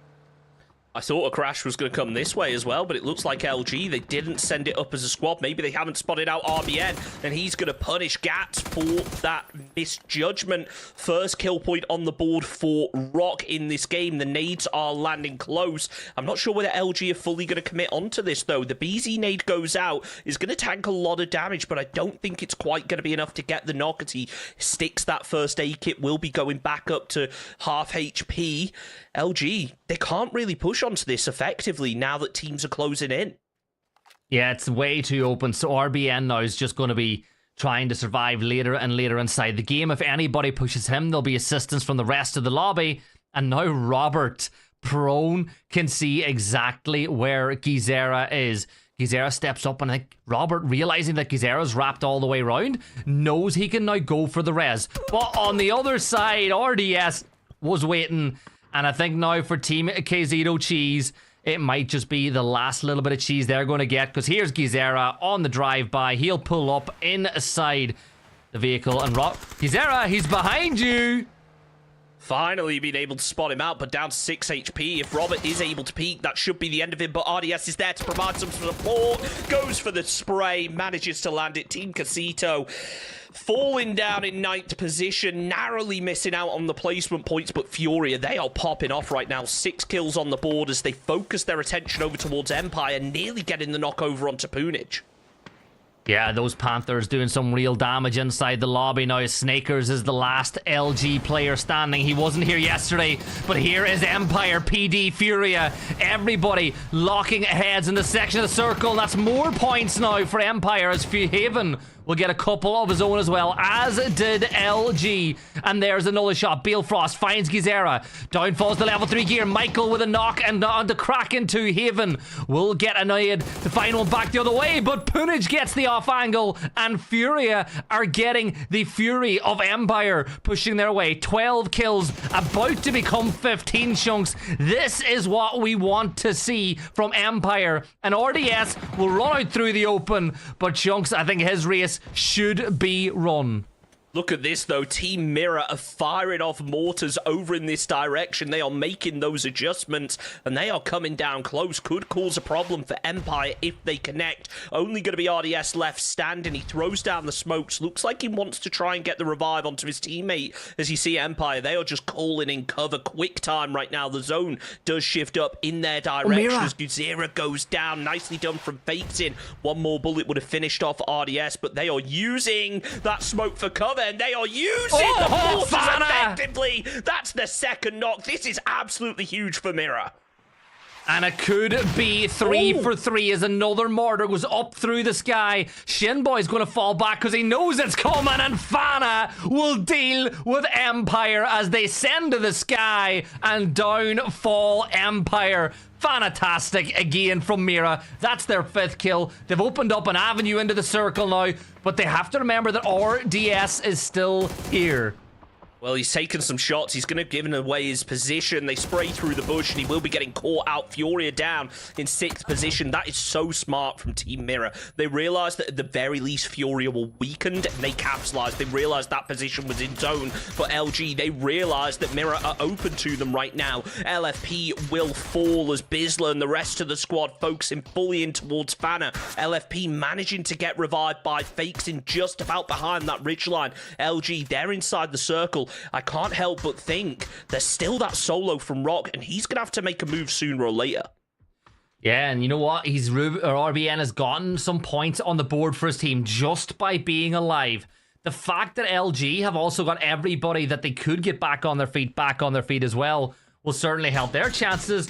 As oh no, Snakers, he's going to call in a mortar of his own, and maybe Mira are about to get a taste of their own medicine, Chunks. I want to see what their shots are like with that mortar, what their geometry is like as the Poitos, Agresios are moving into the circle now too, Chunks. They have got a difficult rotate, a difficult path in, and a P90 looking their way. Fakes in those spots out. Voxic is going to apply a little bit of pressure. RBN trying his best to find an angle as Bad goes down to the nade. It's actually Carito that landed from a decent range right there. RBN using the smokes for cover. He's going to try and pop another one out as well as more and more of that deployable cover starts to fall through. It shows just how open this zone is, and again, just how effective those mortars can be. It's why Mirror have managed to have so much success in a game where they haven't been anywhere near as aggressive as usual, but importantly, they've kept players up. Yeah, and there's another team falling. RBN will fall. Vox with a great nade. We'll get 2 members of the Chickens as well. Even Zhao is the last player up.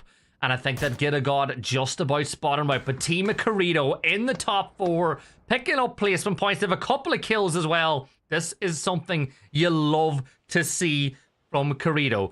Now, the Chickens will get 3 back up and onto their feet, and they're inside the... Oh, never mind. Another great nade from Vox, Chunks, and they're in a real spot of trouble now. That is absolutely huge. Can he follow it up with a second? It looks like he's used up all of his frags, and the rest of the squad potentially in the same position. 8 kills on the board for LG right now, so currently in a very strong position, but the circle has shifted slightly away from them. And look at the wrap that Mirror have made. They are in total control of this zone. They need to be cautious because Team Carito are going to start sneaking up this ridgeline sooner or later. It's the only real opportunity they have to get center circle. Fana takes down one from LG, leaving them as just a duo. For the time being, they should be able to get revives, but they are coming under a lot of pressure as Kawazine takes down Jetshot with the orb. Oh, he's just different. Kawazine is him. Once this kid is able to play inside of the FPP circuit, beware. Mira controlling the center of the circle now, getting more level 3 weaponry, more helmets, more vests. Those things are the difference. Another shot landed by Kawazine, this time not finding the knock, but certainly helping out as the nades are being pushed. Kawazine fires once more, but Vox will fall as the Chickens will start to show their muscles. Another nade thrown, and that is that. LG gone. Fakeson will find another kill, Chunks, and it's a 4v4v2 for the win. And Carito and the little angry Chickens are in a great spot for picking up points to try qualify for next week. Yeah, this is going to be an amazing game to watch unfold, but Team Mirror are going to try and punish Gitagod, caught with the flashbang. He peeked a little bit too long and ended up getting taken down by Bad. Team Mirror, 7 kills on the board. They are just growing their lead up at the top end of things, but the 2 squads they're fighting are looking for qualification right now. Neither team has made it into the top 8 last week, so they want to solidify their spot this week. Fakes in, hopping in the vehicle, not sure exactly what the play is going to be, whether they just want to move it to try and get cover or whether this is going to be a drive-by. It looks like it's becoming a bit of a shield right now. Zhao is sneaking up. Does Kane know about this, or is he nading over towards Mirror? I think they need to know. Surely you know that the Paitos Agresivos are moving this way. Zhao will spot out the down player. The res is being pulled off. Zhao will get the double knock and Corito are down to 2. Jedshot will be down on his knees. And these are real 2-point kills coming in from both of these sides. Mira are starting to flood this way as well. They know that this game is theirs. Zhao will pop that first aid as Richie looks through the window, but Richie's not going to be able to see Zhao on the other side of the wall, so that's where Jedshot will do some scouting, and he'll be the next one to fall. And really, Corritos, things have gone from bad to worse now, as those aggressive chickens are in with a real chance of getting at least a second place in this game. I'm almost a little surprised that Mirror aren't pushing onto this, but granted, they've got the zone control. They are letting these teams deal with each other. They know that the win is worth more than the risk of losing players on a compound fight this late in the game. Politos Agresivos are closing in. Zhao is holding that roof for everything it is worth, hoping that K will open up a door, expose himself, but right now, Bad is getting absolutely lit up by Mirror. Yeah, this is not good for the Paitos Agresivos. They've got a nice angle there, but Fixin's head is there. But Fixin, he will get that knock, and that is more aggression from Team Mira. Another knock. Corito of 2 players back on their feet, but Zhao is keeping them busy. Stun grenade going to be thrown, but a good headshot. Richie, you've got to push off the back of that one. Don't let Zhao regroup. Don't let him get ready, because Fixin will float across and get the kill as Mira look to be the Primera team inside the map once more. There's a good knock from K on to Fana, but Fixin, LFP, and Kawazine have got K exactly where they want them. And there you go. They are Primera once more as they get that win, and that's another 21 points. Absolutely huge performance from Team Mirror yet again, but look at the top 3 teams that managed to make it in. Aside from Mirror, neither of the two are really in a comfortable position right now, so that is a huge game in terms of that middle of the pack right now. It's all about Mirror. They are playing for the prize pool at the moment. They've already qualified, which means that we could see potentially qualification go down to 9th, 10th place when you take into account the number of teams taking part tonight that have already qualified, and with only 2 maps left, that is a huge performance from both Corito and the Angry Chickens. Chunks, this is insane. That's 50 plus. I think that's 50 points exactly from Team Mira in 2 maps. 50 points in 2 maps is insane in a lobby. No matter what level of skill is inside it, that is a brilliant start to the night for them. Empire certainly helped their chances of getting some of that prize money with a big game for them, but it was a murder strike that proved to be the enemy for them. RBN, he got a couple extra points for his side as well, but it's really difficult to talk about anybody other than Mira with the way they're playing. Yeah, especially with mortar plays like that. I saw them going up at first when that fight was still going on between Furia and Empire, and I had a feeling that something could happen to be able to land them onto 3 players, that is really impressive. They were almost fine-tuning it, and I think Empire made a bit of a mistake by trying to go for the res. I think a note for myself in my games is going to be going forward, if you're in a squad, your teammate gets knocked by a mortar, you guys should split up immediately, make it difficult to land those shots. Sure, you might lose a player, but hey, they're not going to get the follow-up knock as well. But you saw them split up, and the mortars were still good. Yeah, like, but then he went for the res. Yeah, but then he fell back behind the car, and the mortar strike was still bang on the money. So I think you could talk all about this about moving around, but I don't think there was anywhere Empire could go. And I think sometimes you just got to sit back and say, that was just brilliant play. That was phenomenal. And look at that now, Chunks. Mira are on 98 points. When you could look at the gap that they've opened up on Rock, who were first at the start of the night. Yeah, and let's take into account that Rock are a PGS team. They are a top-level team, and they are more than 30 points behind first place. It shows just how dominant Mira have been. They are such a strong squad.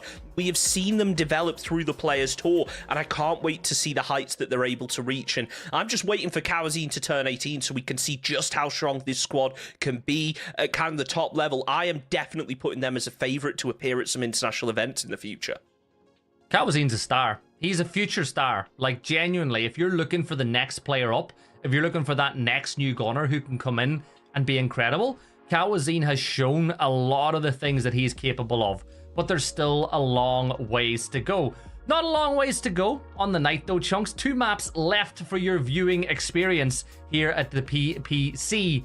But we are going to jump into a quick break. When we come back, it'll be Rondo. Get hydrated. Don't go anywhere. We'll be right back.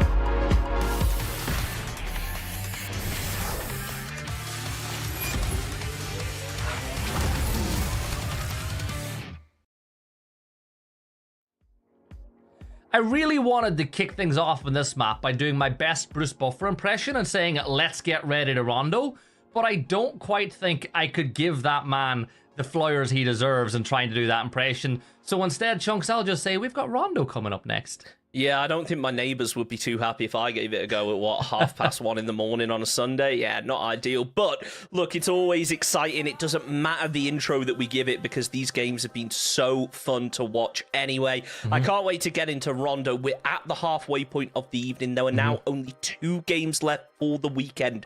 2 opportunities to make your mark. We've seen how big one game can be if you're on the bottom half of that leaderboard because teams like Mirror are just stealing points away from everyone else. So the gap is not big and it is very achievable for any of this team and any team in this lobby to qualify. Normally you talk about it and be like, oh, the 4 horsemen of the apocalypse are making it very, a lot easier for the teams at the bottom to qualify. In this case. Yeah, I was about to say that the 4 horsemen is usually 4 different teams, but in this case, it's just the 4 players of Mira that are making it so difficult for everyone else to qualify. And with that being the case, it does mean that we could see a team qualify through to next weekend with a point tally in the 20s, Chunks. That is how good the teams at the top have been, that they've got that cut point all the way down to the 20s. And with just this map and Erangel left to go, you can still get 20 points in one good game if you make the right decisions at the right time. And we've seen it before. I think it might have been the first or second.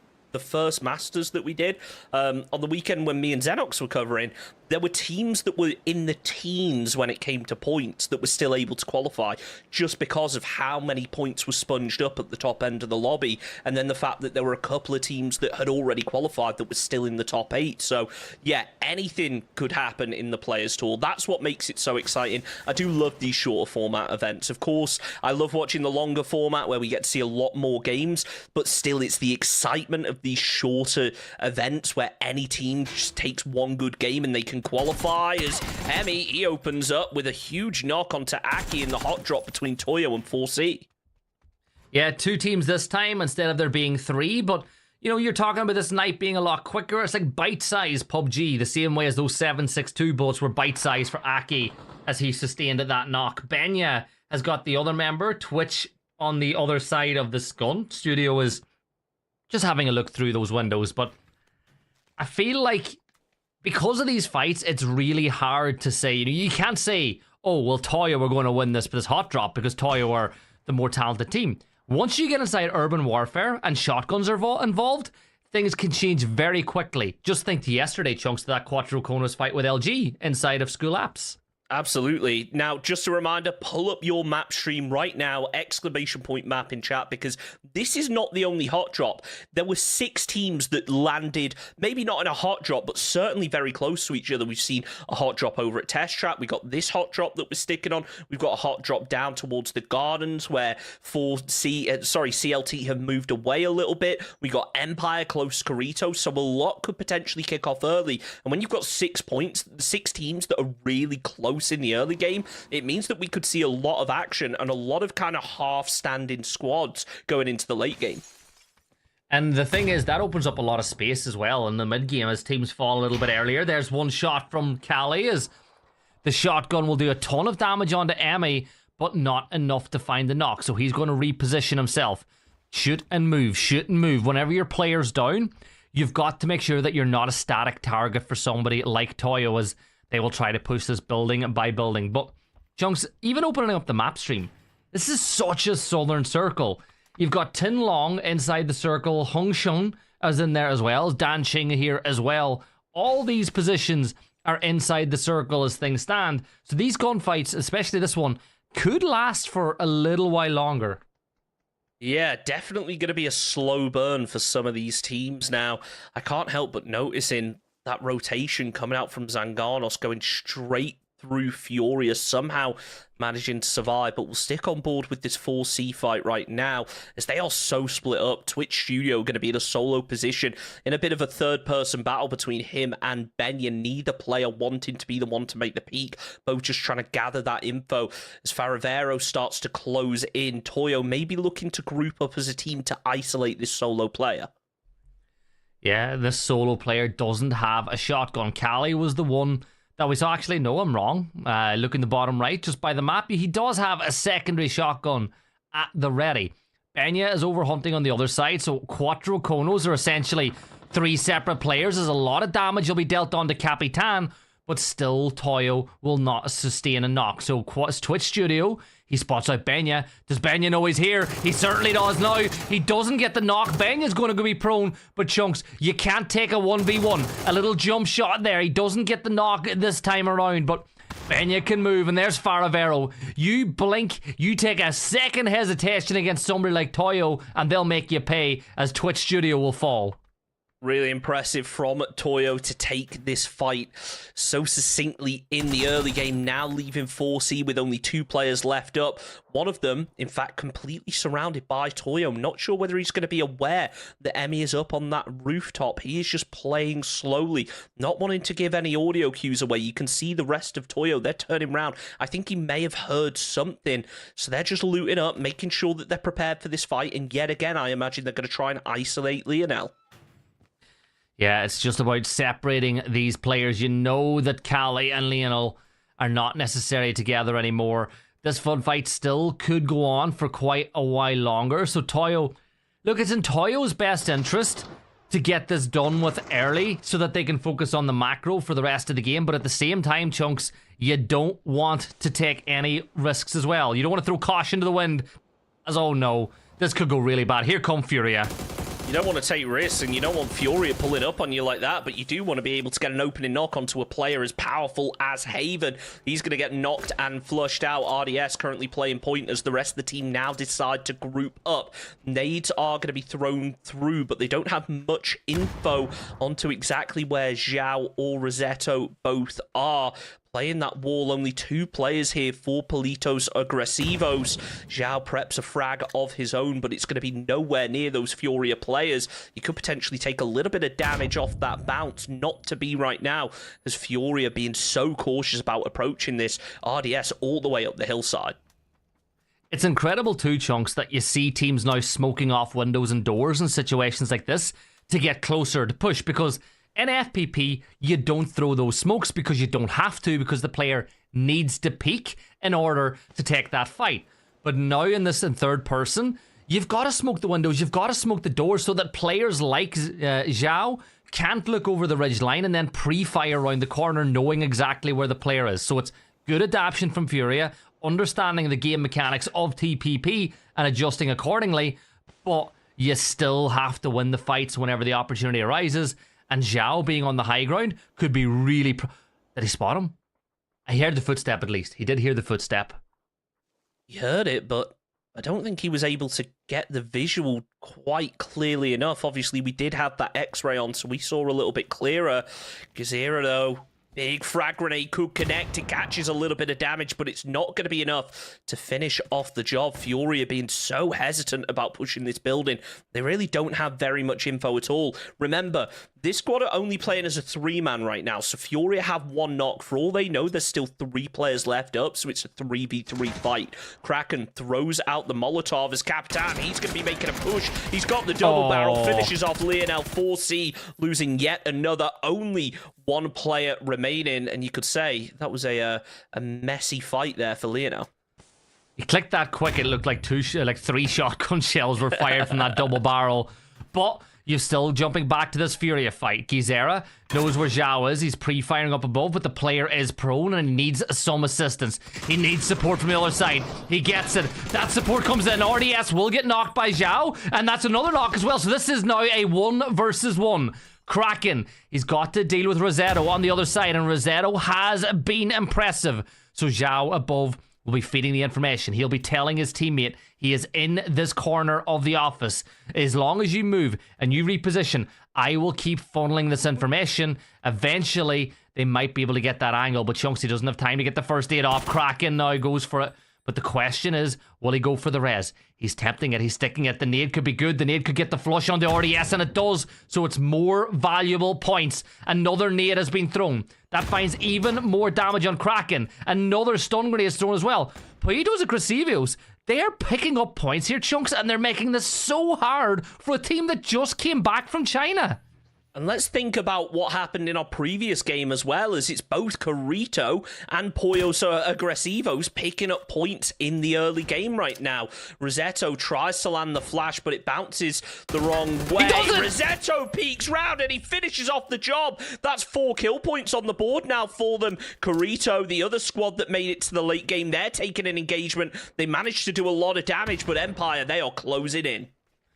And the confidence that'll do. They've won a 3 versus 3 fight against one of the best teams in the world in Furia. And now, as you said, Empire Gaming, off the back of a big double-digit kill game, fighting with Carito, who did get into the top 2 in the last map. Empire, they need the points because they want some of that prize pool. Carito, they need the points because they just want to be making an appearance in the Super Cup next week. But this compound that you're pushing inside of Tinlong Gardens, there's so many positions that you can bunker up in and make it really difficult for Empire to find the kills. But I'll tell you what will make it difficult for these teams. That zone shifting north and now forcing them out of this position. Yeah, this is going to be a difficult one for both Empire and Carito, but now you have to imagine Empire, they are going to commit onto this. We saw just how aggressive they got in the early game over on Taego. They are looking to keep that up. It's going to be RBN who gets a knock onto LFP, so Mira potentially taking a casualty earlier. 2 top squads coming head to head now as Kawazine able to return some fire, will force RBN back. This could give Mira the opportunity to not only get a knock, but potentially get the revive.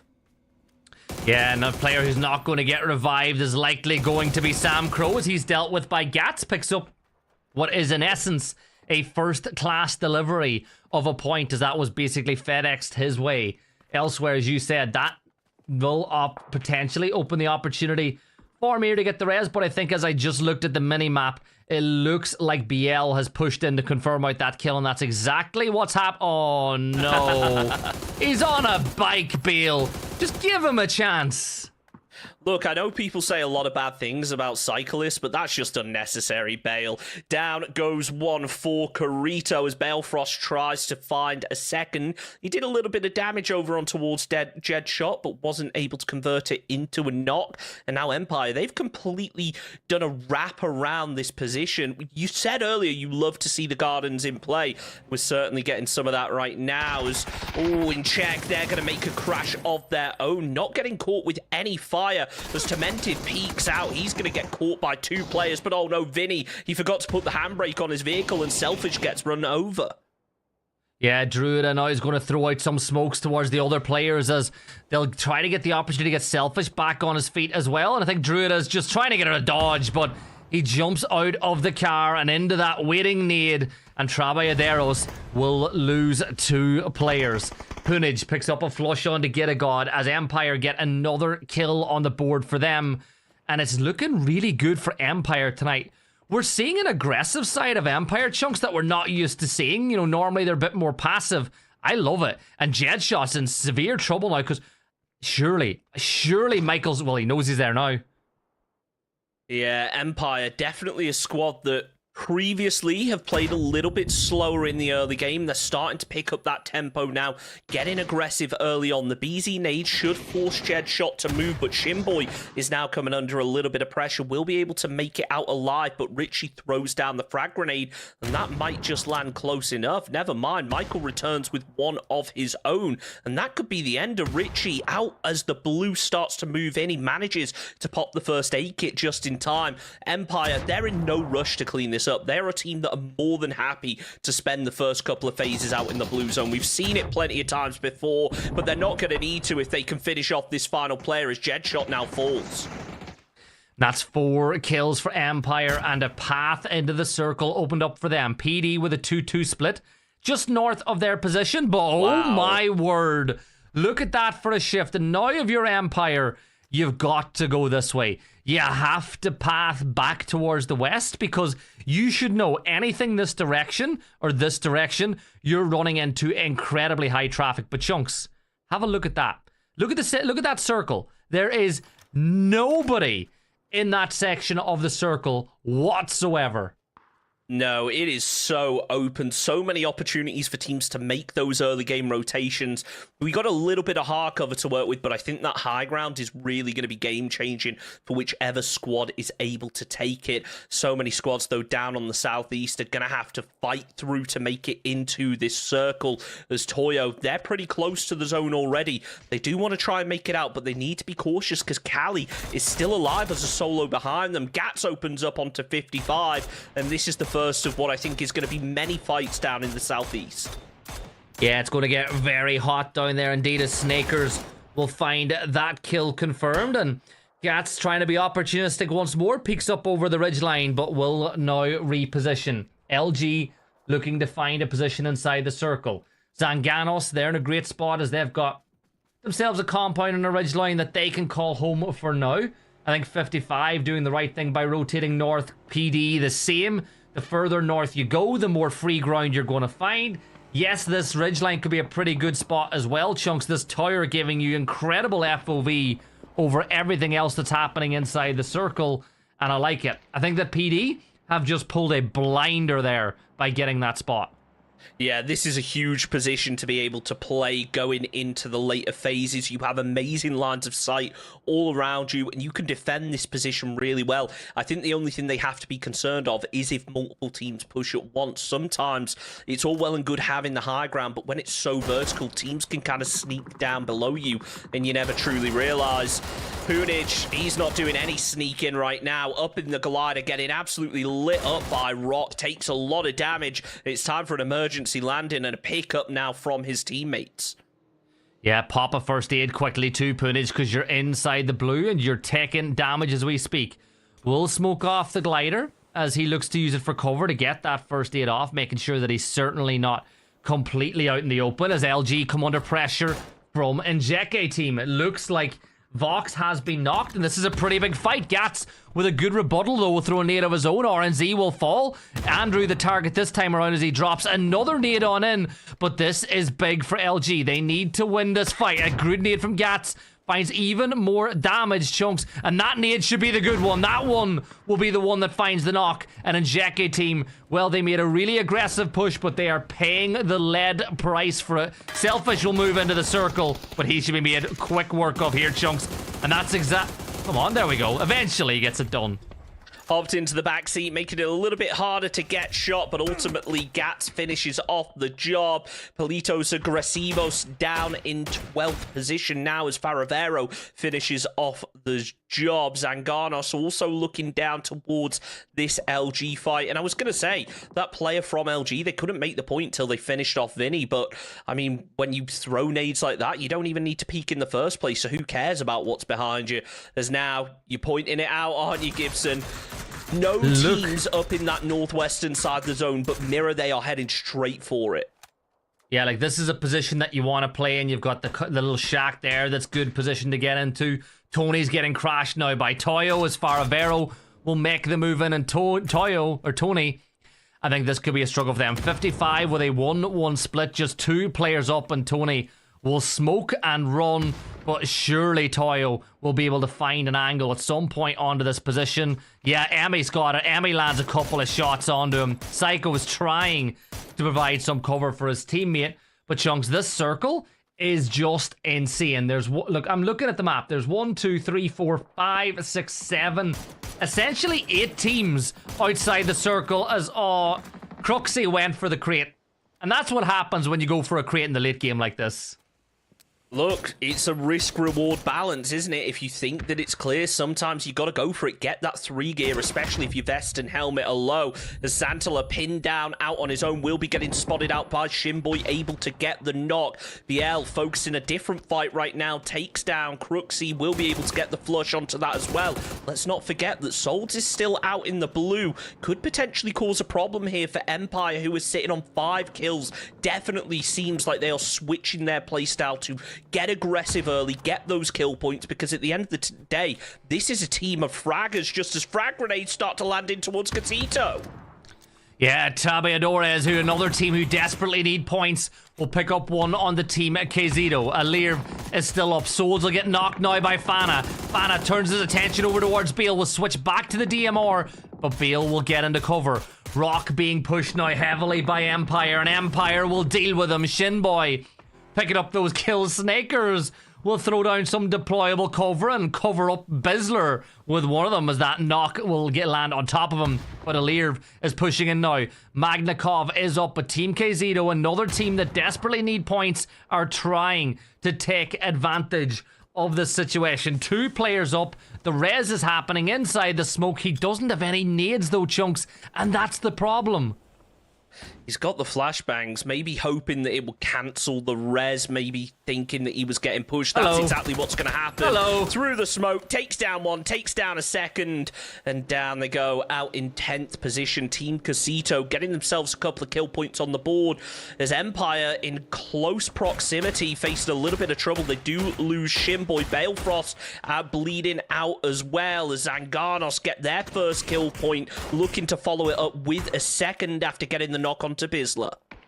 They've got nades. Get the nades in. Get close enough. Very will do exactly that. This is really good aggression from Very. Switches up over. Come on. Pull the pin on that nade and drop it perfectly. It bounces, it rolls, it's good, and Bizzler should fall. And he does. Very will get that knock. Throws another one in, looking to get the trade, as Gats will eat 25 damage now as well. Zanganos looking to bring the fight to LG. I like the aggression. I like the decision making. And Bizzler is bleeding out quick, Chunks, because I think this is his 2nd or 3rd knock.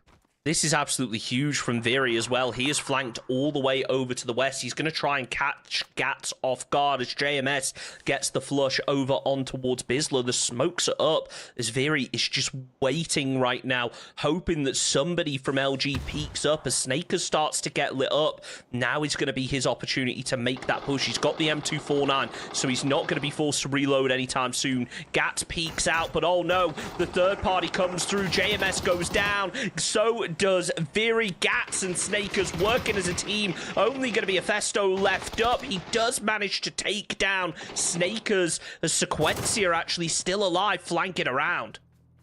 Yeah, and Sequencia gets the angle over towards Gats, but doesn't get any shots off this time. But Zanganos will do it. Down go LG. I saw Quattro Konos picking up some points as well, but for Zanganos, that's 4 points on the board and a couple of placements for them. Yes, they're already through, but these are more so confidence points for them to show them that they can hang in a lobby like this. Phase 5, 6 teams up, but Chunks, 13 players. So many teams are weak. Taego with 2, Zanganos with 2, 55 with 1, Kizito with 1, 3 for Mira, and PD are the only team that are 4 players strong. Look at this petition, though, from Toyo. They are holding the north. It could be so powerful, but with Mira starting to move around, this could cause a lot of problems, even as 3 players. We've seen what Team Mira are able to do. They're focusing down on the southwest for the time being as Kawazine and Fakesin start to group up. Maybe going to look to try and take a bit of high ground. It's Mira. They're going to try to take it all. This is the sort of team they are now. You can't push PD. You just can't. They're in the circle. The shift might kick them away. If it does, it gives you a chance, but the circle will keep them in position.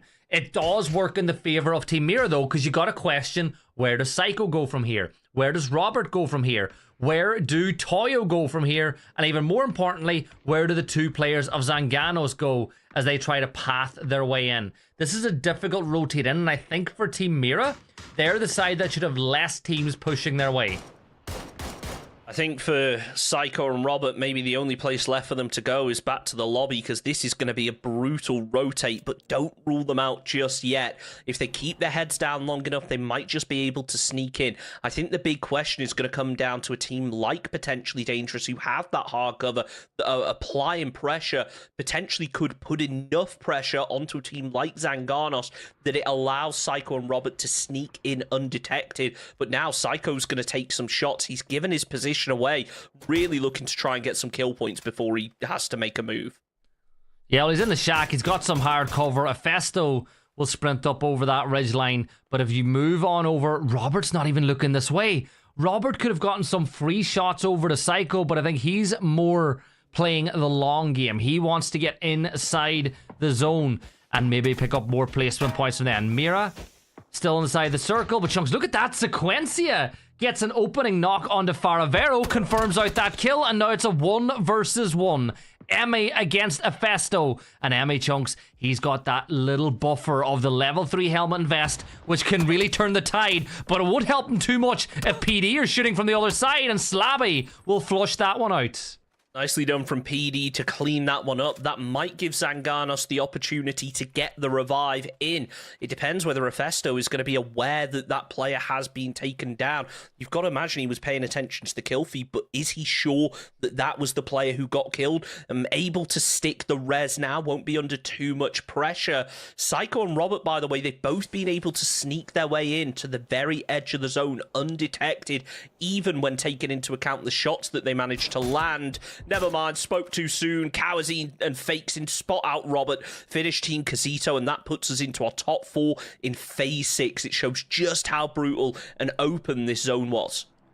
You know that Mira are on the verge of double-digit points again. They've got 4 placements guaranteed, 3 kills. They are on the most dominant day I have seen in competitive PUBG for a long, long time. Psycho did get himself inside the circle, but Gabri, he's on flank watch. He's making sure nobody can push from this position. Zanganos, Chunks, they'll get to the shack, but it's outside the circle. And look at Mira flexing up. Mira know that Zanganos are here, and they know the points are there. Gabriel just being careful right now, keeping their heads down. They've still got the hard cover, and they still have it after the zone shifts down to the south. Mira, they're going to get themselves an opening knock onto Zanganos, and it's Slabby who finishes off the job. one solo left to take into account. Glock is still aware of this, though, and he is covering that angle, just trying to get a little bit of info. But look at this from Team Mira. Sure, they've got Kawazine inside the zone, but they want to make the most out of this high ground as Fana and Fakeson start to make a move. Fana, he's playing a rock. I'm not sure whether he's actually inside of the zone, but you got to imagine he's going to have to rely on smokes in a very short time. Mira have got the better position now. Like, yes, there's a little bit, this compound is still in, but if this phase 8 donuts up, Mira have got the right side of the road. They're the team that will have a much better position as we get closer and closer to that end game situation. You would hope that Psycho Chunks will get spotted out by PD eventually, but if he gets a knock, you can bet your bottom dollar that there will be a heavy push coming in from Mira on the other side. But yeah, Psycho's position, it's spotted out. You've got a full spray, and they'll try to deal with a solo on the other side, and he's just going to deny to the blue. It's the smart play. It's the logical play. It might not be the pretty one, but it's the one that you'd expect to happen in a tournament. And Chunks, it is a 4v3 for the win as Mira look to go even more dominant. 10 points on the board at a bare minimum and hoping for even more. Hoping for the zone when this thing pops. They really need to force PD out of this hard cover because they are showing no signs of moving. It looks like Gabriel has made a rotate in the vehicle, so he's going to try and get himself a bit of an off angle. Got the crate, and don't forget that crate is a little bit of extra cover. It might not be much, but it is something, which is something that Mira don't have right now. They're relying on trees and rocks and the cover that they have called in. This is a very important game here for PD. They aren't as secure as Mira. They haven't got themselves many kill points in this match. They need to get themselves the win to solidify their spot into the top 8 and to qualify for the Super Cup next week. But Chunks, there is a wild card in this fight. PD have a Panzer in the pocket. Now Slabby will step up, but Kawazine will land a couple of shots, but as you can see, the blue zone is right at the back now of PD as they work their way in. Kawazine peeks one more. This time, doesn't land any real shots of note, but that vehicle is so close to blowing. Oh my God. There's the Panzer. It's sent off, but it hits the rock, but it ain't close enough to fight. Actually, it does. Fana did get knocked. It was delayed kill feed. Panzer. It was a second What? Panzer. Slabby has one as well. Oh my, that's the wild card. It's an absolute wild card, Chunks, and PD might have just given themselves the open for the win. Drive-by attempt, but Gabri will fall. Bexon will fall as well. Now it's actually going to be all down to Kawazine, the boy wonder, the next man up, but in a 1v4, there's absolutely no way, no hope, no chance that he wins, and he'll go down to the molly, and it's a winner-winner chicken dinner, 14 points for PD. What a play there from PD. The double Panzer taking down those Mira players, and they were quick to capitalize on the knocks. Only able to get 4 kill points, but it's 4 more kill points than going out in 16th. They got the 10 points off of the chicken dinner. That will bump them up really well. That should put them securely into the top 8 with only 1 game left. But Gibson, that was such a messy game from start to finish. There were so many hot drops or near drops at the very least, and then that circle shifting with barely any teams in it in phase 2. The randomness of Rondo, Chunks, that's just the way that it always goes. But, you know, can we just talk about the fact that tonight that Mira are averaging 20 points a map. Those 10 points combined with the 50 they've gotten earlier means that they've gotten 20 points a map, which is just phenomenal from them. Empire, they've stepped up their game in the last few maps. They've picked up a ton of points on the day as well. But for PD, like, the name is potentially dangerous, Chunks, and we've seen them win maps over the course of these weekends. The problem has just always been the consistency of not doing it time and time again, like Amir has been able to do. Yeah, and I think a big part of that, again, as much as we keep mentioning it, is Mira sponging up so many kill points at the top of the lobby. Potentially dangerous. They can consistently make it into the late game. We've seen it in previous weeks, but so far this weekend, they just haven't been able to. That is going to be a really important game for them to get them up the rankings. Hopefully, it solidifies them nicely into the top 8. But look, There is still one game to go. There is still a lot to play for. And those teams down on the bottom half, we have seen them starting to pick things up as Sunday has rolled through. Chunks, 3 more points for Corrido, 4 more for Puerto Agresivos, and 4 more points for Cuatro Conos. As those teams that need to get inside the top, 11, 12 to qualify for next week are picking up the points when they need them. And looking at that overall leaderboard, I want to remind everybody at home that Mira are already through, so top spot is just about the cash for them. And Jeke team in 9th are already through, so it doesn't really impact the lobby too much, but Sodas is 55. So in essence, 10th, 11th, and 12th will all qualify for the weekend if they can stay and hold those positions. And Chunks, it's only 18 points for Polito Agresivos at the moment. And can you imagine if any of those teams in kind of the bottom 3 are able to get the win in this game? If they can get a win with a decent number of kills, they could qualify here. So it still is anyone's game to be able to qualify for the Super Cup. Really impressive performances all around. I want to see those bottom half teams start picking things up, getting those kills, and ultimately making it to the late game again, because we've seen that they can do it. It's a question of whether they will. Yeah, and that's what we will find out very soon. One more map left to go. Erangel coming right up after this break. Welcome to the PUBG Players Tour.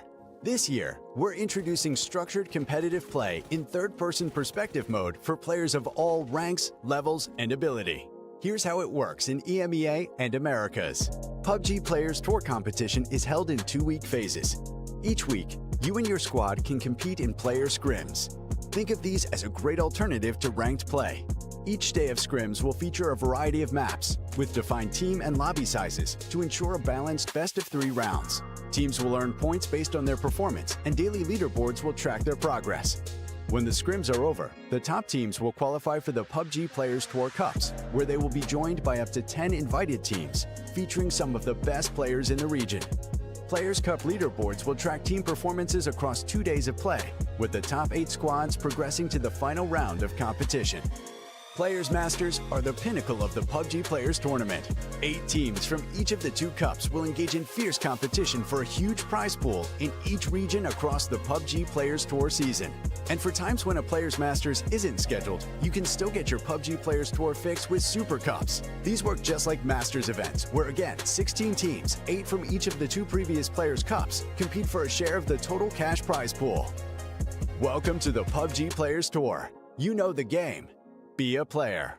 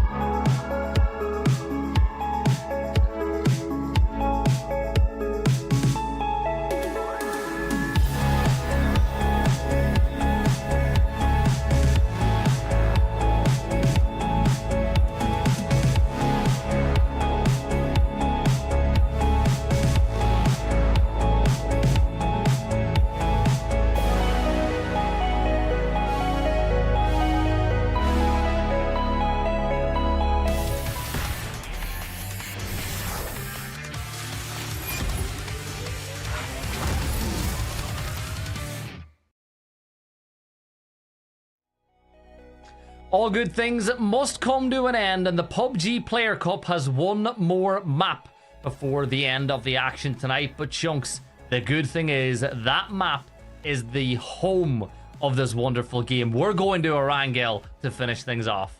It certainly is, but, you know, as much as the Players Cup is coming to an end, the tour certainly isn't. We've still got the Super Cup next week. We've got events going on throughout the year, so just remember, get yourself signed up when those registrations open just after the next Super Cup. Get your team together now, because it's the perfect opportunity to dip your toes into competitive PUBG and test just how good you are up against some of the best in the world. Yeah, and those prize pools are pretty nice as well. $500 up for grabs every single Player Cup, which is on every, basically every week. Then you got the Super Cups, which is what you qualify for, which has 5k prize pool. And then a couple of times, instead of a Super Cup, we have the Masters, which has 20k up for grabs. So it's a nice little graph making its way up, meaning there's plenty of money to play for. We're going to find out who is going to be in the running for some of that Super Cup money after this map, Chunks. It is Erangel. It is time to kick it off.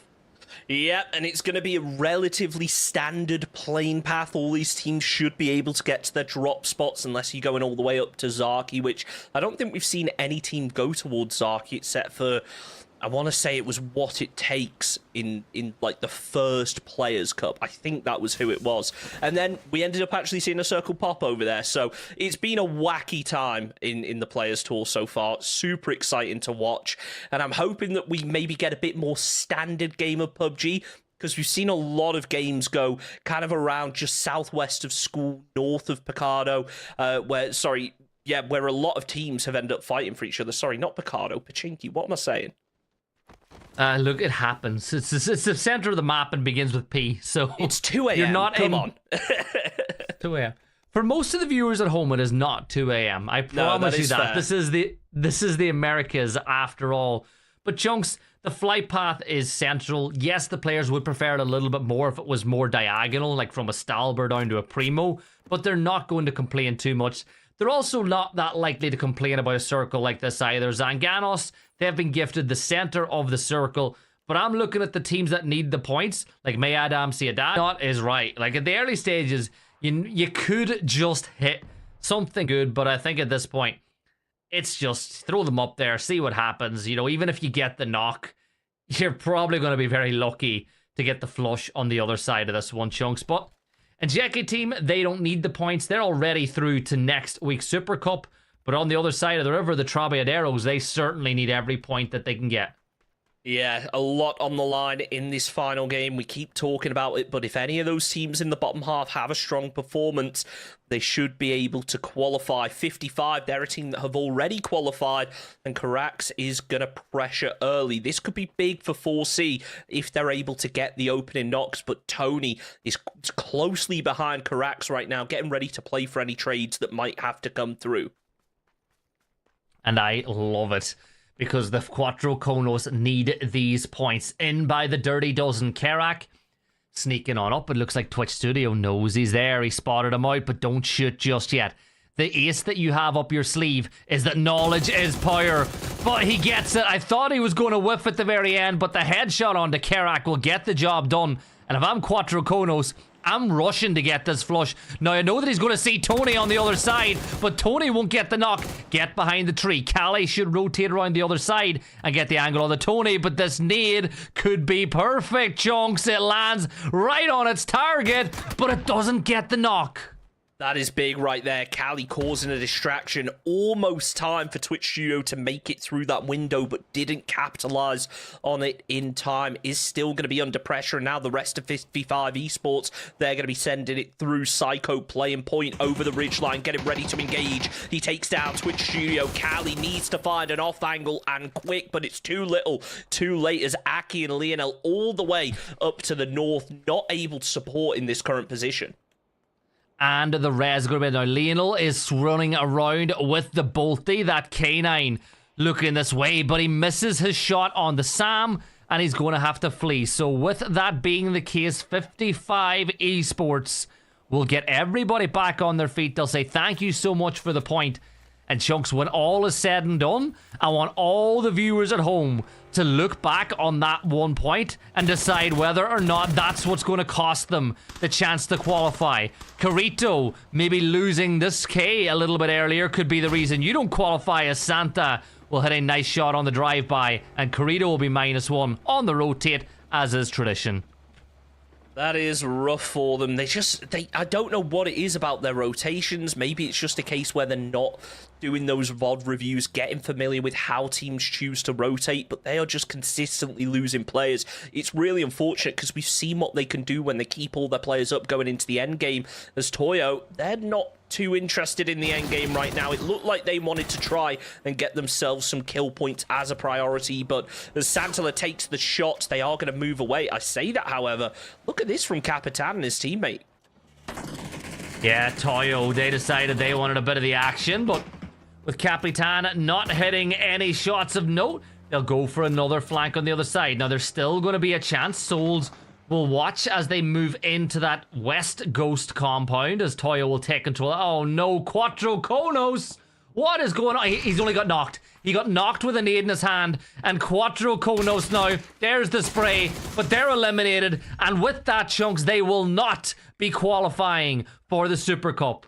That is unfortunate to go down to a team like 55 Esports like that. That is not a dig at 55, by the way. It is purely because they have already qualified. They are playing for cash right now. So Quattro Konos not going to make it, but I have to say a very strong performance from them. Just as we have seen from Carito, but losing more players on the rotation. Now coming under the fury of Furia. RDS closing in towards the shack. Going to look to try and get the flush, but he doesn't need to because Jedshot's already finished off. Yeah, but here come Rock onto Furia. The nade almost finding the knock, but I think the shrapnel was just blocked by the pallet, and that will force Rock a little further back.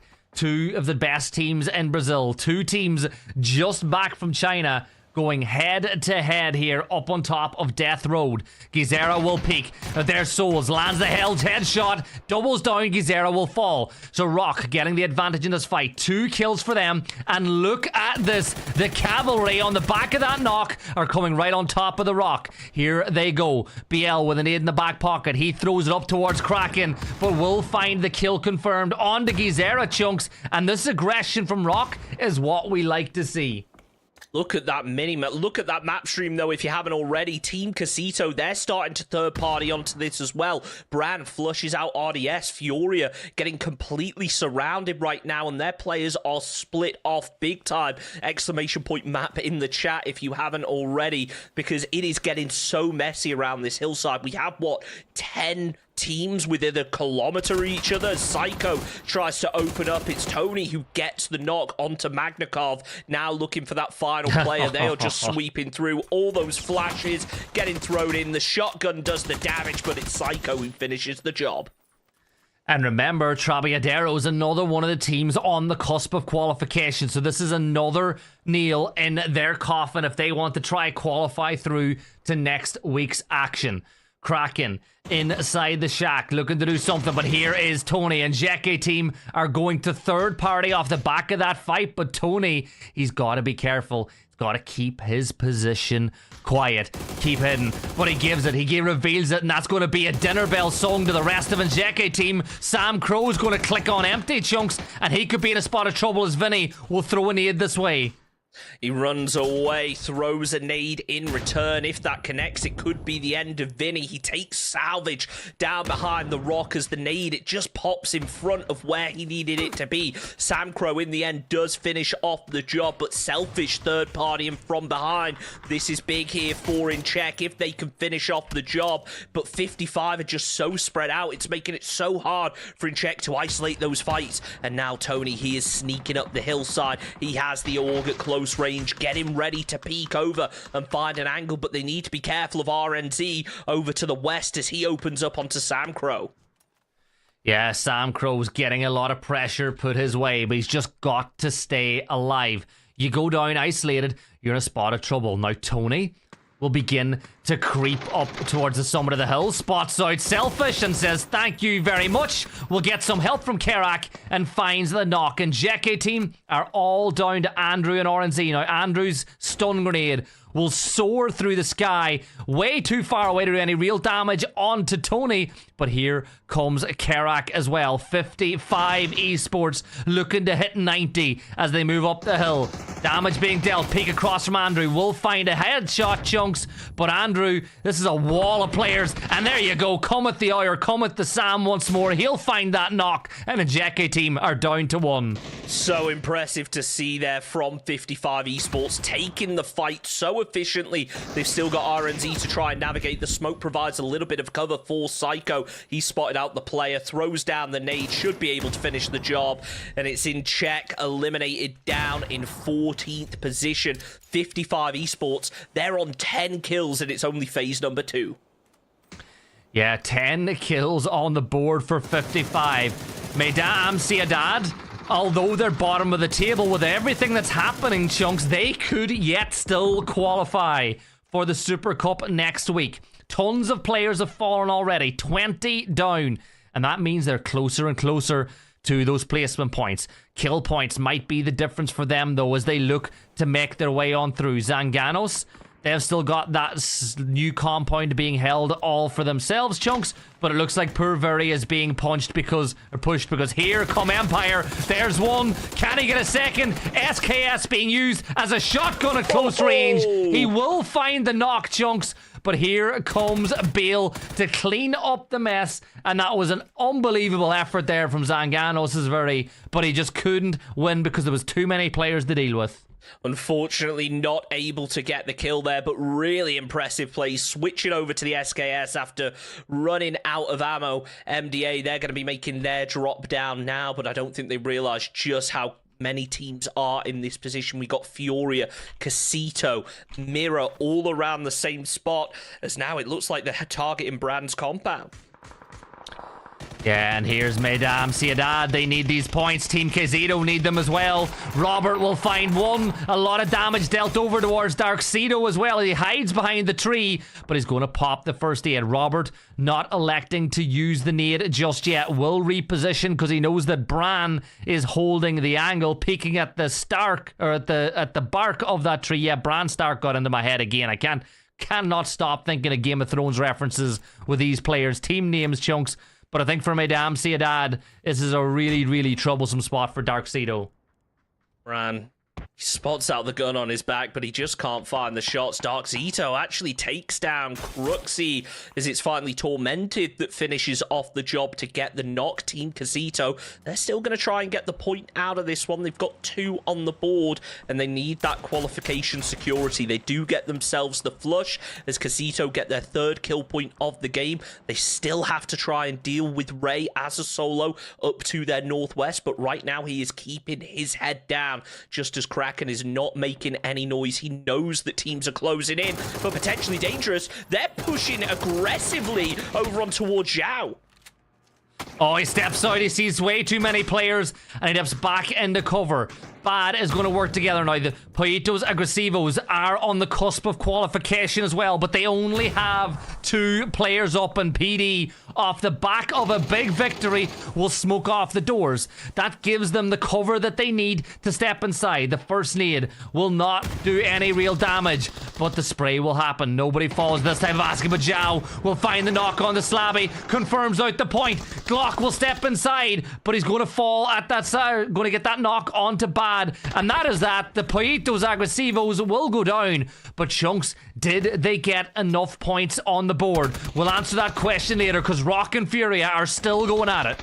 Haven, the final player left up here from Furio, hardly has any health, is going to try and pop the first aid kit as Kraken moves back, but look at this, Rock, they are just surrounding this position, going for a long-range seat swap from RBN. It isn't able to connect, and that gives Rock the opportunity to get that final player back up. Haven, he's rapping, trying to catch Rock off guard. He spots out one, lands the headshots onto Souls, but Toyo, their third party, and they are causing a problem. He takes some fall damage. He is running for cover, as now, is that Mortar's starting to land down, or is that just a Panzer? It doesn't matter because BL finishes off the job. Yeah, and Rock are down too, so Toyo need to get on the move. They got to get those tires spinning as Mesdames Ciudad. They will fall, and that will be the end of their push for the Super Cup as well. Trabajaderos, they're desperately in need of points as well, but Kerak and the rest of 55 do not leave any job unfinished. They're going to step on in, and Trabajaderos will fall as well. 55 Esports putting in the work as Kawazine and Mira will find that knock from afar. Chunks, what is going on? We're down 34 players and we're only in phase 3. It's the final game, isn't it? Teams know what is on the line as Gats gets the drive-by onto Glock, but the vehicle runs over Gats in the end. LG, they're going to scramble to get back into this position as Nightavon closes in the vehicle, wants to try and finish off Bizler. The solo, he has to go for the reload, isn't able to hit it in time, gets taken out by Nightavon, but Voxic quickly there for the trade. Snakers closed in, they need to get the revive, and that was close. He nearly ran over his teammate. Yeah, but look at that. He's got to be quick. More shots being landed inside the pit as Gabri's got the angle. Vox will go for the res, but if you're Gabri, you don't have the need that you need, but he does have a pretty useful thing called a Panzer to send a rocket screaming over into the circle, and here comes Michael. You just got to throw one good nade and you will say good night, Irene, to multiple LG players. Vox is coming on over. There's a ton of damage dealt on the Vox, but Chunks, he's still going and he got out of there somehow, some way. Vox has pulled off a disappearing trick. Snakers trying to make the same rotate, is able to. Zanganos, third part in over on towards Michael. Don't think he realized what angle he was being shot from. One more bullet will be enough to finish off the job, but he narrowly makes it over to safety. Balefrost now repositioning. Zanganos looking really strong inside this compound. The zone is about to pop. As Team Casito, they focus over on towards Karak. The BZ nade has popped. Gonna follow it up with a frag. As now Empire Gaming, they take down Bizler. They take down Voxic. Gats falls to the zone. Only going to be one player left up. It's Snakers. He is sending it in. Decides to pull up just before as he realizes Empire has surrounded this position. 55 Esports finally being eliminated after going on an absolute tear.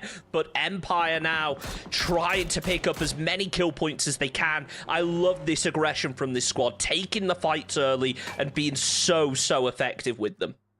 It's not like them, but it's working as the zone violently shifts away back towards Potato Hill. Death Road, there is still 3 teams, potentially 4, battling out on Death Road as it lives up to its reputation with, I'm going to say it, about 15 bodies down there already. Taego will make their move into the circle as they split new compound and Death Road, driving directly towards the circle. You've got Empire rocking their way past that hacker compound, and I think they'll pull into it. It's a pretty good place to call home in this stage. And here is Rock pulling up onto Team KZito, and Team KZito have had a pretty nifty game so far, Chunks. They've got a couple of kills on the board, but they're going to need to find a few more to secure themselves a spot into it. And here come Tayo. Empire spraying them down. Capitan eliminated an Empire up to 8.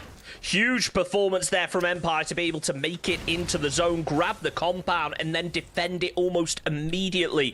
I want to point out, by the way, when this zone popped, the only team that had any players inside was Team Mirror. Everybody else now is going to be forced to make the rotate. Team Casito, Rock, they're all going to push in from the southern side with Mirror gatekeeping them. Zanganos, they've moved over to the edge of this hillside. They've got a little bit of cover for now, but this is not a position you want to be fighting in. This is just a case of stay alive, try and get placement points, which I think they'll be pretty surprised to see that they already have, because we've only got 6 teams left in phase number 4.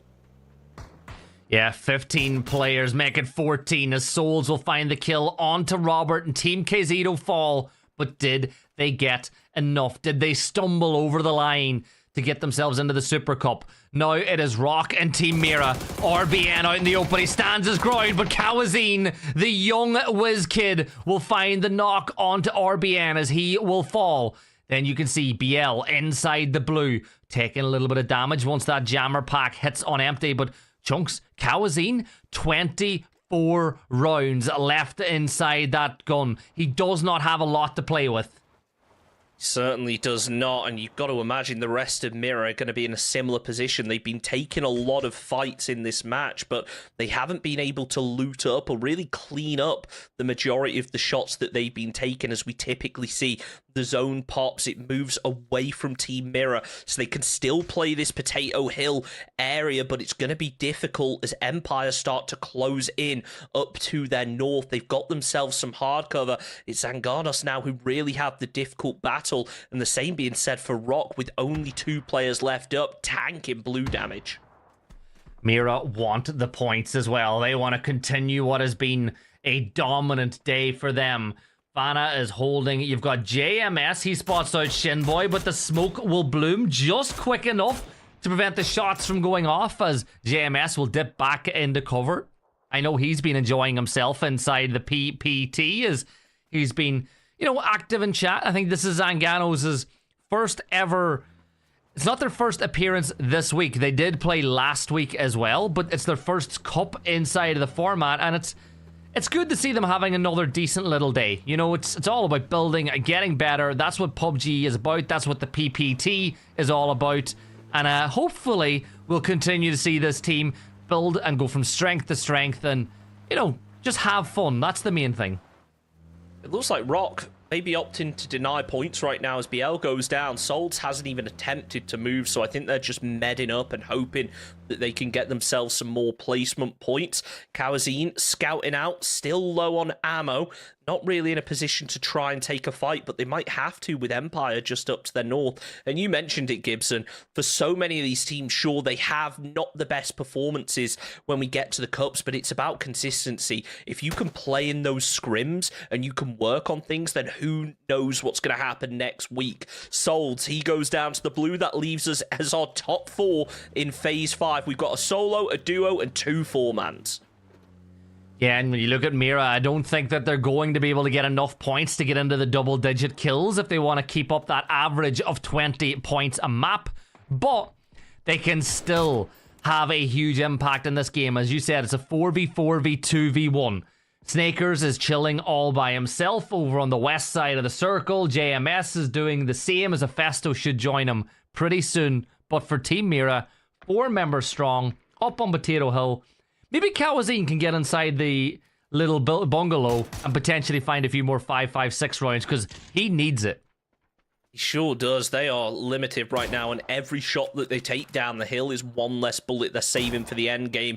Balefrost trying his best to hit the bolt shots. No joy so far, but all it takes is one to the head, and that has opened up Team Mira. It is Snakers who is the first to fall of the phase as LG down in 4th position. JMS and FS still both alive, but very split up. At least if the circle shifts one way or another, they should have a player towards it. Never mind, it centers up completely, so JMS is going to continue in that vehicle. FS now pops up, takes down Shinboy, immediately looking for the flush, knows that every point counts, and they've just got their first kill of the game. And that means that we cannot get a 20-point game for the side of Mira if they get the win. Zanganos, they will get eliminated as Fake did get a kill of his own, and it's a 3 versus 4 for the win. Empire, 3 players up. They're all just jaunting their way in now as Fana will be the first point of contact, but there's an MG angrily looking this direction. Both players will toss nades either side, hoping to find a knock, but Punage is the aggressor. He steps further forward. He knows he's got the weaponry. Punage will peek across, but Fana gets the knock onto Michael. Punage will eventually get the knock, but it's a 2 versus 3. Fexen gets the off angle, and it is all down to Bale. He's going to hit his belly. He's going to go prone, and Kawazine, actually, no, it's LFP that gets the kill, and Team Mira, it's 18 points, Chunks. It's not the 20 that they needed to get an 80-point day. But wow, 3 out of 4 maps won by those beautiful, beautiful pugs. They're the Primera team in the lobby right now. Absolutely. Team Mira, I don't know what it is, but it always seems to be the Sundays are where they really start to pop off. Not to say they don't have good performances on Saturdays, but for some reason, just Sundays, they just start winning. That was an amazing performance this evening from Mira. Granted, that wasn't the biggest game they've had to wrap things up. They didn't need a big game, though. They knew they were going to be in first, so that was kind of just rubbing salt into the wounds of all those teams below them, asserting their dominance, and I cannot wait to see how this team goes from strength to strength throughout the year, because when we go back to the first Players Cup, sure, they played well, but it was nothing like what we've seen out of them over the past couple of weeks. Chunks, I just can't get over it. Like they've been dominant. 78 points over 4 maps. Even without playing yesterday, they probably still would have finished in top spot. Kawazine has got a future. If I'm this team, I cannot wait till he is eligible to play an FPP, because they are really going to put the cat amongst the pigeons inside the Americas. You know, massive shout out as well. Rock had a really good day. Taego the same. Empire rocketed up that leaderboard.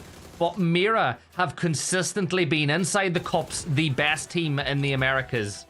Yeah, it's been so impressive to see. And equally, Empire, they've impressed me tonight. They have really taken that aggressive playstyle into its own. They have popped off. Sure, they weren't able to get the win at the end game there, but they are taking those early game fights. And ultimately, when you play as a team, you have to play to your strengths. It seems like Empire taking those scrappy fights, that's where they shine. When we see them play for placement, they don't seem to perform quite as well, even though they consistently make it to the late game, even with only 1 or 2 players up. But still, it's Team Mira with 18 points to take first place in our final game of the evening. We're going to have to take a look at the overall standings and see just who managed to qualify and where that cutoff ended up being. Yeah, that cutoff, it's going to be really low. Like, as we look at it right now, Mira with 126 points. They had 78 points today, so they still would have finished top of the lobby had they only turned up today. That is how good they've been. Empire rocketing up into second place as well. What a performance that was for them. Rock rounding out our top 3, and Taego getting that last bit of prize money. But Chunks, I'm looking at the right side of the leaderboard. Zanganos are obviously already through, and Jeke team the same. 55 are already through, as are Mira. So I think that brings Corrido and Poito Agresivos into play. I think that they have qualified, but I might be wrong. I think it's going to be a close one, yeah. I think that it maybe puts Corrito in there. I'm not sure about Poitos, though. We'll have to go and take a look in a moment.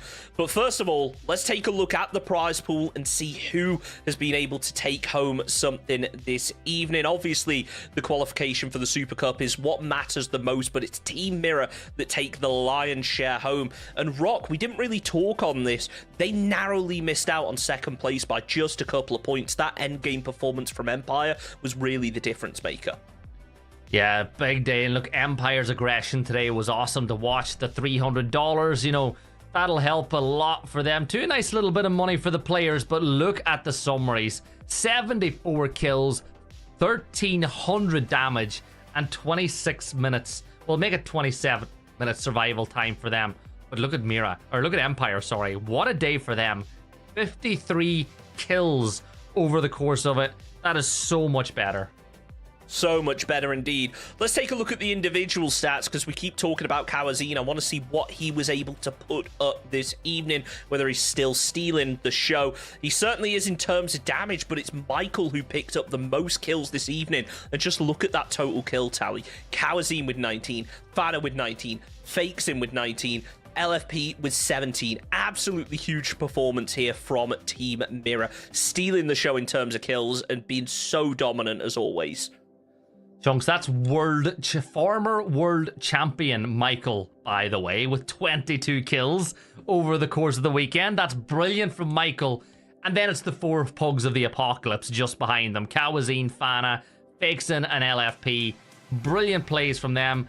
And then look at that, sneakily in the damage compound, we got Santa in there with 2,800, but Kawazine again, 4,200 damage. That's over 500 damage per game on average from Kawazine. You know, it's like I'm fanboying right now over this team, because I once they're fully able to play an FPP, I'm so excited to see what Mira can do. Yeah, it's going to be amazing, but now for the moment we've all been waiting for. Let's take a look over at what teams have qualified for the second Super Cup. And you were right, Gibson. It goes all the way down to 12th. Corrito have been able to qualify by the skin of their teeth. And these are the teams that we will see competing in the Super Cup for an even bigger prize pool. Yeah, they're all in next weekend. We got 3 days in the Super Cup, Friday, Saturday, and Sunday, 4 maps per night. There is a $5,000 prize pool up for grabs next week, so it does increase significantly. But what a lobby that is. We welcome back in Liquid, we welcome in Al-Qudsiya, and some of the other teams that qualified. It is going to be a brilliant weekend of PUBG next weekend, so make sure to tune in, because it's going to be a lot of fun. It certainly is. I cannot wait, but that is it for us this evening. Make sure that you tune in next week for the Super Cup, and of course, after the Super Cup, get yourself registered to take part in the next Players Tour through the Players Scrims. It's going to be exciting. Thank you, everyone, for joining. Thank you, Gibson, for an amazing evening. Thank you, everyone behind the scenes. See you all next time.